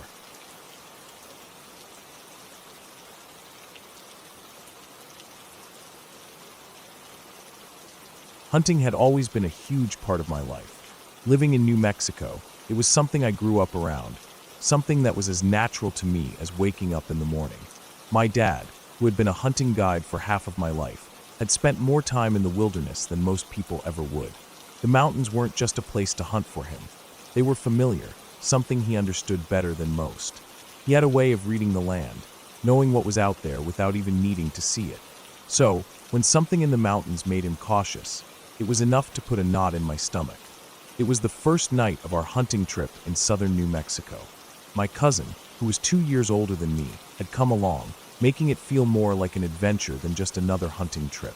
The air was crisp, cool, and still. Asterisk, asterisk, the kind of quiet that settles in deep when you're miles away from civilization, asterisk, asterisk. The only sounds were the occasional snap of burning wood from our fire and the crackle of my dad's radio playing a baseball game. The glow of our fire flickered against the dark outline of the surrounding trees, the shadows stretching and shrinking as the flames licked the air. Dinner was simple but satisfying. Mountain spaghetti. Something about eating pasta out in the wilderness made it taste 10 times better. The rich, warm sauce, the way the steam rose into the cold air. It was the kind of meal that stuck to your ribs and made you feel at home even in the middle of nowhere. The three of us sat by the fire, plates in hand, watching embers float up into the night like tiny fireflies. My dad listened to the game, nodding occasionally at whatever was happening, while my cousin and I were just enjoying the food and the experience of being out in the wild. Then we heard it. A low, wavering wail echoed from somewhere beyond the firelight. It started deep and guttural, barely more than a whisper on the wind, but as it carried, it shifted, rising, bouncing, changing tone in a way that made my skin crawl. It sounded wrong, like something hurt, something that shouldn't be making a noise like that. My fork stopped halfway to my mouth. My cousin and I turned at the same time, staring into the darkness. Another cry, closer this time. My mind raced. It didn't sound like a coyote, and it wasn't an elk bugle. It was different, unnatural. It came in bursts, each one growing louder, the pauses between them just long enough to let the silence make it worse. When it's dark and you're in the mountains, your mind doesn't work the way it normally does. It starts making up things, filling in gaps with all the worst possibilities. Every horror story, every warning, every shadow you've ever seen in the woods suddenly feels real. I could hear my own heartbeat pounding in my ears. The fire suddenly felt smaller, the trees closer. We were out there, exposed, asterisk, asterisk. I looked at my dad. He hadn't moved much, but I saw the way he set his plate down, his movements slower, more careful. Then, without a word, he grabbed the rifle that had been resting next to him. That was all it took. If my dad, who had spent his whole life in the wilderness, thought it was something worth grabbing a gun for, then we were already dead. My cousin and I bolted for the truck so fast I almost tripped over the camping gear. My hands were shaking as I yanked the door open, scrambling inside, slamming the lock down so hard it made a loud click. My cousin did the same on the other side. The wailing sound came again, even closer. I stared out into the blackness beyond the fire, expecting, asterisk, asterisk, dreading asterisk, asterisk, to see something move. Then, my dad turned to us. He was standing just outside the truck, the rifle resting against his shoulder. His face was unreadable. "If I don't come back," he said. "Lock the doors." Then he turned and walked toward the sound. I felt my stomach drop through the truck floor. My hands were clenched so tight around my knees that my fingers hurt. My cousin and I sat there, barely breathing, watching his silhouette disappear into the trees. Seconds stretched into minutes. We waited. The fire crackled, throwing light against the truck windows. Then, from out of the darkness, footsteps, fast, coming toward us. I sucked in a breath, heart slamming in my chest, my mind screaming that this was it. Whatever was out there had found us. And then my dad stepped into the firelight. He was laughing, not in a relieved way, in a "you two are absolute idiots" way. I blinked, still shaking, as he walked up to the truck, rifle still slung over his shoulder. It was horses, wild horses. A whole group of them had been making their way through the area, probably using this path for years, and we had set up camp right in their way. They weren't trying to hurt us. They were just pissed that we were sitting in their usual walking path. The wailing, just them being loud and annoyed. I felt my body deflate. My cousin and I climbed out of the truck, half embarrassed, half relieved. The fear hadn't quite left, but I could feel it starting to turn into something else. Something funny. Something we'd laugh about later. That didn't make me any less mad at my dad, though. He had known what it was way before he grabbed that rifle. He just wanted to mess with us. I was still thinking about it the next morning when we packed up and headed deeper into the mountains. It wasn't the last time the mountains scared me half to death. Another time, my dad and I were walking through a dense patch of woods, moving slow, trying not to make too much noise. The trees were thick here, the ground covered in fallen pine needles that softened every step. It was quiet, the kind of quiet where even the smallest noise seemed 10 times louder. I was following my dad's lead, stepping where he stepped, keeping my eyes on the ground for any sign of movement. I was focused in the zone until out of nowhere, a sound like a helicopter exploding in my ears made me nearly jump out of my skin. I whipped around, heart hammering, thinking this was it. This was how I died. But it wasn't a bear, or a mountain lion, or anything remotely dangerous. It was a grouse, a small, dumb bird that had been sitting under a tree, completely hidden until we got too close. When it took off, its wings beat the air so hard it sounded like gunfire right next to my head.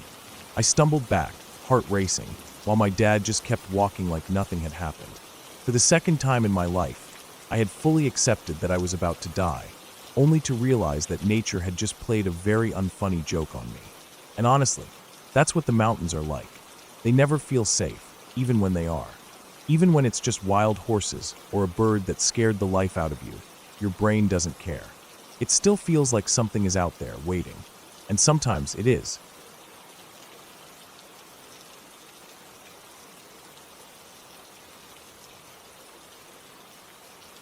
I still remember that night in the woods behind my friend's house. It was supposed to be just a simple camping trip, something fun and harmless, a way to celebrate her birthday and do something a little different than the usual sleepover. Nothing too wild, just a bunch of us girls setting up a tent, telling scary stories, and trying to prove we weren't afraid of the dark. Her house sat at the edge of a thick patch of woods, a good stretch of land with no other homes nearby except for her next-door neighbor's place. Most of the time, the woods were quiet. The occasional deer, maybe a raccoon or two, but nothing big. Bears had been spotted in the area before, but it was rare. Too rare for us to think about it seriously. That night, we dragged our gear about 1/8 of a mile into the trees, far enough that we couldn't see her house anymore. The moon was high, casting a pale glow over the clearing we picked, but the fire we built was bright and strong. It flickered and danced, pushing the darkness back just enough to make us feel safe. The tent was a big one, barely able to fit all of us, but we crammed inside anyway. The air smelled like pine needles and smoke, the earth beneath us still a little damp from a recent rain. It didn't bother us. We were too wrapped up in the moment, wrapped up in the thrill of being out in the woods with no adults around, no walls keeping us in. As the night went on, we took turns telling ghost stories. The kind that make you feel stupid in the daylight, but send shivers down your spine when you're huddled together in the dark. The stories got worse as the fire burned lower, as the shadows stretched longer. It was just a story. Just a stupid story about some man who lived in the woods, who watched campers from the trees, who waited until their fire went out before he got close enough to grab them. Just a story. But then we heard it. the sound of something moving outside the tent. At first, we ignored it, convincing ourselves it was just the wind. The fire cracked loudly, and the breeze rustled the leaves in the trees. That was all. Nothing unusual. But then we heard it again. Footsteps. Heavy, deliberate. Moving around us. Something was circling the tent. No one said anything. We all just sat there, frozen in place, barely breathing. The fire outside was still burning, which meant whatever was out there wasn't completely hidden in darkness. If we looked out, we'd probably see it. But none of us wanted to be the first to move. Then came the sniffing. Loud, deep, just inches from the fabric of the tent. My heart pounded so hard I thought whoever, or whatever, was out there would hear it. My stomach twisted, and my hands clenched the blanket in my lap. Bears weren't common, but they existed. They had been seen before. I squeezed my eyes shut and forced myself to think. If it was a bear, we weren't supposed to run. We weren't supposed to scream. But I had no idea what to do if one started sniffing at the tent. The sniffing moved, circling, slow and steady. Whatever it was big. I couldn't take it. I dove under the blankets, burying myself in the middle of the tent, heart racing. It felt stupid, like a little kid hiding from the monster under the bed. But I couldn't help it. I barely heard the tent unzip. I didn't see who did it, but I knew it had to be Rainey. She wasn't afraid of anything. The kind of person who always wanted to see things for herself, no matter how dangerous or stupid it was. A moment of silence. Then laughter. Not nervous laughter. Not scared laughter. Actual, uncontrollable laughter. I poked my head out from under the blanket, just enough to see what was happening. A giant head had forced its way into the tent. A dog. Not just any dog, a Great Dane. The massive thing shoved its head right into Rainey's face, tongue lolling out, tail wagging like crazy. It was licking her face, practically pushing her over in excitement. The fear in my chest melted so fast it almost made me dizzy. I pulled the blanket off and sat up. The dog was enormous, its body just outside the tent, blocking most of the firelight. Its fur was dark, making it look like a shadow at first, but now that I could really see it, the truth was painfully obvious. It wasn't a bear. It wasn't a monster. It was just a dog. Rainey finally pushed the dog's face away, wiping the slobber from her cheek. She muttered something under her breath, probably about how stupid we all were for freaking out, but I was too busy catching my breath to care. The dog sat down outside the tent, looking at us like he belonged there, like he had found his pack. Turns out, he had run off from the neighbor's house and wandered into the woods. He must have heard us laughing and talking and decided to check it out. He didn't leave. Not after we calmed down, not even when we went back to telling stories. He just curled up near the fire and stayed with us the rest of the night, keeping watch like some kind of guardian. When the sun started to rise, we packed up our stuff and walked back to the house. The dog followed, his tail wagging lazily, like this was just part of his normal routine. We called the neighbor, and they came to pick him up. The dog went home, safe and sound. But the story didn't end there. I never lived it down. No matter how many times we talked about that night, no matter how many times I insisted that I had every right to be scared, the only part anyone cared about was how I had dived under the blankets like a little kid. It became a joke, a nickname, a reminder that no matter how scary something might seem in the dark, sometimes it's just a dog looking for company.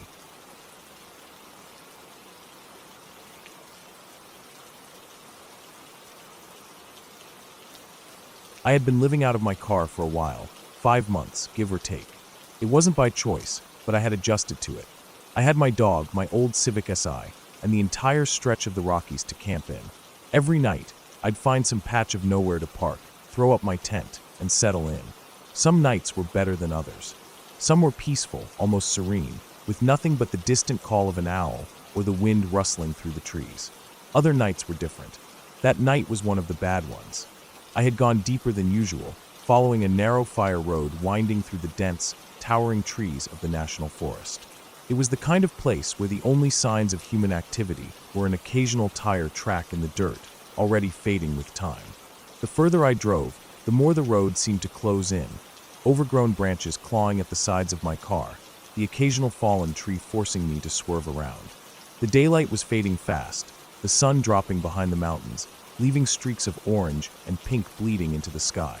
I finally spotted a sight, a flat, open space just off the road, where a fire pit sat surrounded by rocks blackened with old soot. It was nothing fancy, just a spot someone else had used before. But out here, that was good enough. I parked, shut off the engine, and took a deep breath. No signs of other people. No sounds of cars. Just the whispering wind and the occasional chirp of unseen birds. Perfect. I stepped out and stretched, my back popping from too many nights curled up in the driver's seat. My dog, a border collie named Finn, hopped out right after me, tail wagging as he trotted around the site, sniffing every inch of dirt like it held the secrets of the universe. He never wandered too far, always keeping an eye on me, but his energy never seemed to run out. I moved quickly, knowing the darkness would fall fast in the mountains. I set up my tent, yanked the rainfly over the top, and started gathering wood. Every little noise made me glance up, the rustling of the wind through the trees, the distant snap of a twig. I was always on edge in places like this, and for good reason. Out here, there were things bigger and meaner than me. I was stacking wood near the fire pit when I heard it. A sound that didn't belong. Something big, moving through the trees. Not the soft scurry of a squirrel, not the slow creeping of a deer picking its way through the brush. This was different, heavy, deliberate. A deep crashing of undergrowth, like something pushing through without a care for what was in its way. My body locked up. Every nerve in me went tight, my heart hammering instantly. My mind raced, listing off possibilities. A bear? A moose? A goddamn mountain lion? I hadn't seen any signs, no tracks or scat, but that didn't mean anything. Finn froze too. His ears perked, his head turning toward the noise. His body stiffened, and my stomach dropped. If he was reacting, it wasn't just my imagination. I reached for my gun. My fingers wrapped around the grip, but I didn't draw it just yet. I needed to see what I was dealing with. My eyes darted through the trees, catching only glimpses between the trunks, shifting shadows, flickers of movement. My pulse pounded in my ears. And then I saw it. A massive shape, gray-brown, weaving between the trees. My breath caught in my throat. My body screamed at me to run, but I held my ground, my fingers tightening around my gun. My other hand shot out, reaching for Finn, trying to get a hold of him before he did something stupid. But he was locked in place, his muscles tensed. He was staring into the trees, ears forward, his whole body alert. "Come on," I whispered, though my throat was so dry it barely came out. Finn didn't move. Another crash, closer this time. I could see more of it now. The mass shifting between the trees wasn't just one thing. There was something else, smaller, moving beside it. My mind ran wild with possibilities. A mother bear with her cub? A moose and its calf? Either one would be bad news. Then it stepped out, and I almost shot a goddamn cow. A cow, standing there, just outside the tree line, staring at me like I was the crazy one. Its thick body was covered in dull, matted fur, its eyes dark and vacant, chewing slowly like it had all the time in the world. And next to it, a calf. Smaller, just as unbothered, glancing around with dull curiosity. I just stood there, my brain refusing to process what I was looking at. I was 5 miles up a fire road, in the middle of a national forest. There were no ranches out here. No farms. No fences. No ear tags. Just cows. Finn finally broke from his trance, letting out a low, uncertain growl. I grabbed his collar, pulling him close, still staring at the two animals. They didn't move. They didn't seem to care. The cow just flicked its tail, gave me one last look, and turned back into the trees, vanishing as easily as it had appeared. For a long time, I didn't move. I just stood there, my heartbeat slowly returning to normal, my body still wired from the adrenaline dump. Eventually, I let out a breath and let go of Finn's collar. He shook himself off, like the whole thing had just been a mild inconvenience. I sat down on a log, still trying to make sense of it. 5 months of living like this, and I'd learned to expect the worst. Bears, cougars, even people sometimes. But this? A cow. It didn't make sense. It still doesn't. But one thing's for sure. Fuck that cow.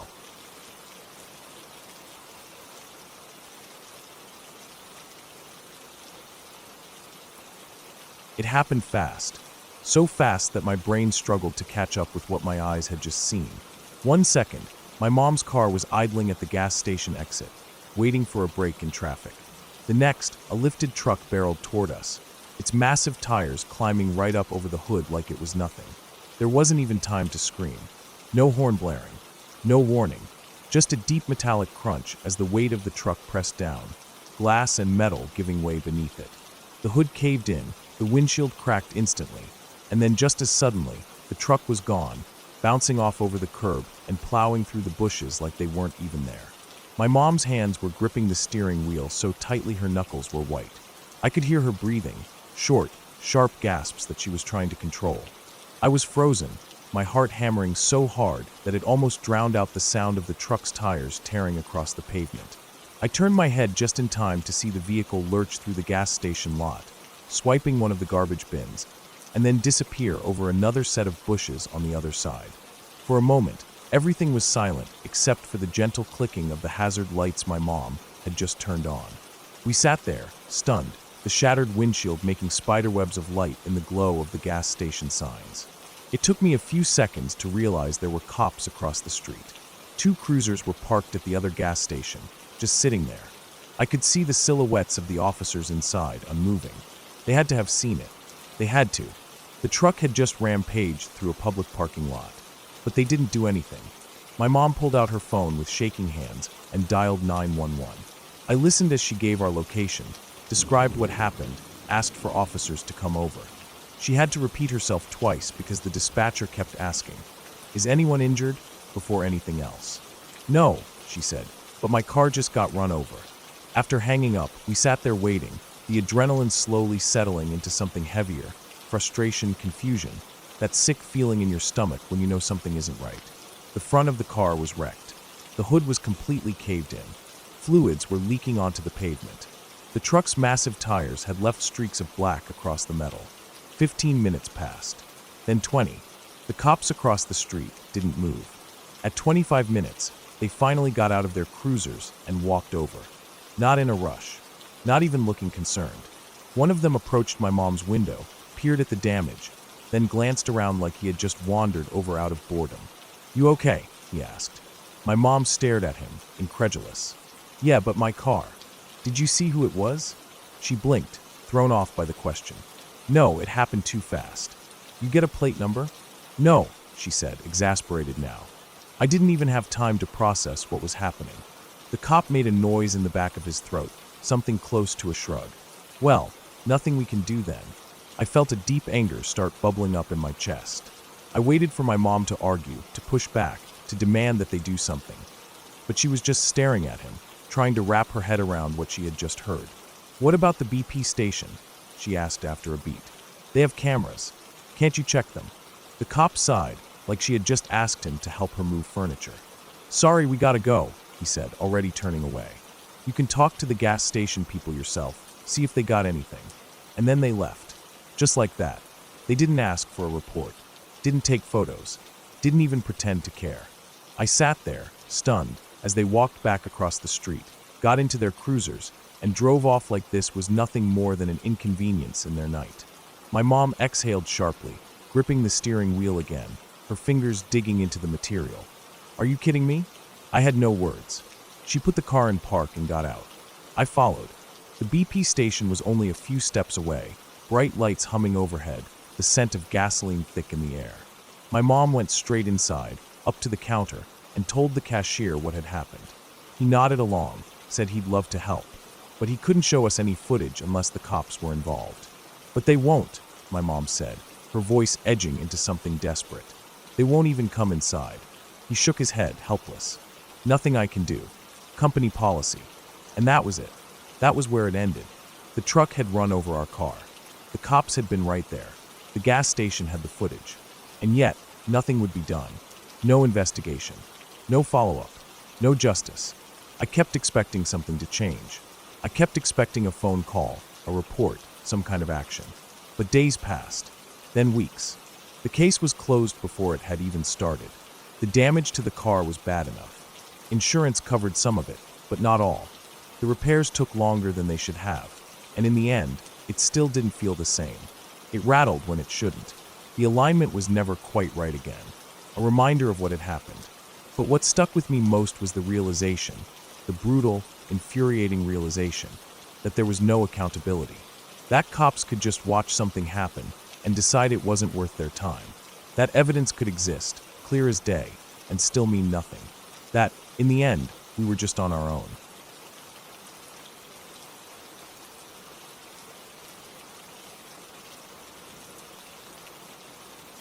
Growing up in Cincinnati, Ohio, my family often sought refuge from the city's hustle in the serene countryside of Wilmington. My grandfather owned a second house there, nestled amidst sprawling fields and dense woods.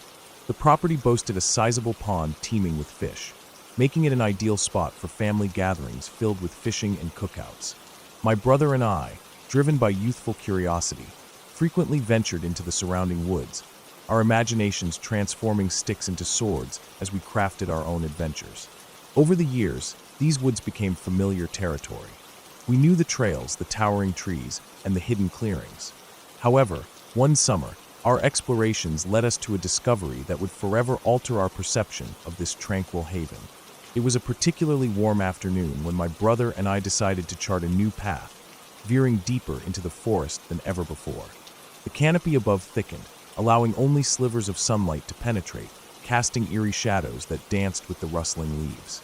As we pressed on, an unsettling stillness enveloped the area. The familiar chirping of birds and the hum of insects had inexplicably ceased. After what felt like hours, we stumbled upon a clearing that immediately sent a chill down my spine. At its center stood a dilapidated tent, its fabric tattered and stained. Surrounding trees bore strange symbols, crudely painted in what appeared to be a dark reddish hue. The designs were intricate yet chaotic, evoking a sense of unease. Nearby, a weathered wooden table was similarly marked, the symbols overlapping in a haphazard manner. But the most jarring sight was an old school bus, inexplicably suspended between two massive trees, approximately 30 feet above the ground. Its yellow paint had faded, and vines clung to its rusting frame, swaying gently as if mocking the very laws of physics. The sheer improbability of hoisting such a heavy vehicle to that height left us both baffled and frightened. A sense of dread settled over us. The forest, once our playground, now felt alien and menacing. We debated investigating further, perhaps peering inside the tent or attempting to decipher the ominous symbols. However, an overwhelming instinct to flee prevailed. We retraced our steps hastily, the weight of unseen eyes pressing upon our backs until we burst into the familiar openness near the pond. In the safety of our grandfather's house, we recounted our experience to the family. Concern etched their faces, but explanations were scarce. The origins of the camp, the meaning behind the symbols, and the enigma of the elevated bus remained unresolved mysteries. Not long after, during another of our exploratory escapades, we encountered a makeshift settlement deeper within the woods. Constructed from corrugated metal sheets and salvaged materials, these shanties had clotheslines adorned with drying garments, suggesting recent habitation. The realization that others, perhaps transient or marginalized individuals, lived so close yet so concealed added another layer to the forest's mystique. Our grandfather, a man of resilience and foresight, had also made peculiar modifications to his Wilmington home. Being African American in a time and region where racial tensions simmered, he had installed a concealed room behind a movable wall in one of the bathrooms. He referred to it as a precautionary measure, a sanctuary should threats like the Ku Klux Klan ever come knocking. While we chuckled at the ingenuity, dubbing it his panic room, it was a poignant reminder of the harsh realities he had to consider. As years passed, our visits to Wilmington became less frequent. Grandfather eventually sold the property, and our ties to that enigmatic forest waned. Yet, the memories lingered. The image of the suspended school bus, the cryptic symbols, and the hidden shantytown occasionally surface in my thoughts, a testament to the mysteries that often lie just beyond the familiar, waiting to be discovered by those curious or brave enough to venture deeper.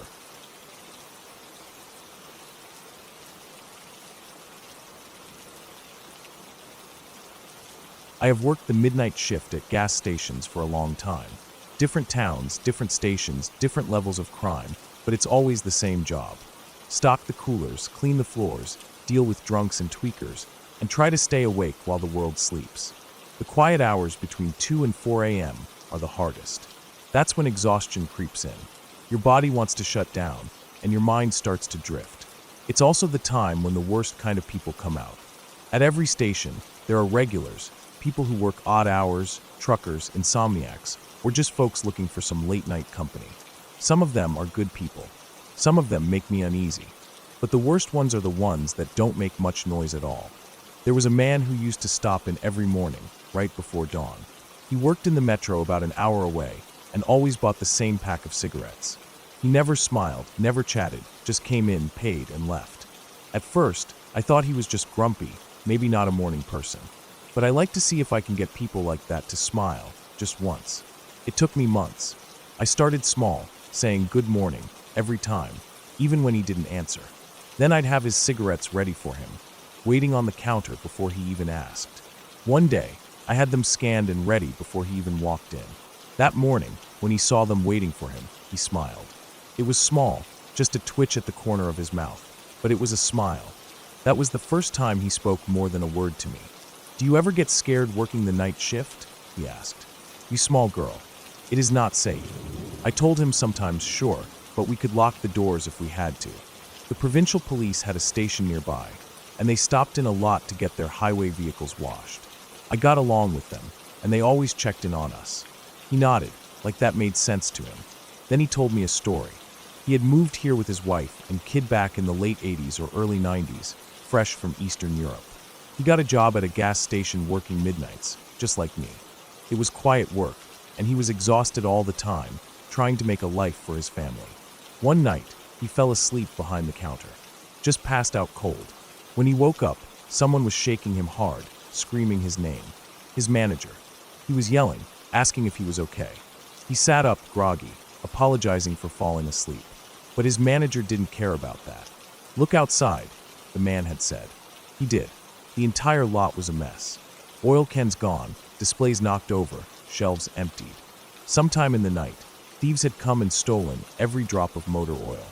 They had trashed the place, taken everything they could carry, and he had slept through all of it. Then his manager told him what happened next. Those same thieves had gone down the road to another station, but the clerk there wasn't asleep. He fought back, so they stabbed him, left him to bleed out behind the counter. They were never caught. The man telling me the story didn't change his expression. He just shook his head and said, "If you ever feel sleepy, just lock the door and do it. It might save your life." I don't work at that station anymore, but I think about that man all the time. His words stuck with me in a way that most stories don't. It was the way he told it, like he wasn't warning me about something that could happen. He was warning me about something that does happen. After that, I never let myself get too comfortable on a shift. If I felt tired, I locked the doors for a while, even when my boss told me not to. It wasn't long after I left that station that I heard about something happening at another gas station not far away. A night shift clerk had been found in the bathroom, beaten badly, left for dead. They survived, but barely. And I wondered if they had felt safe, the way I sometimes had, before that night. Before someone proved them wrong.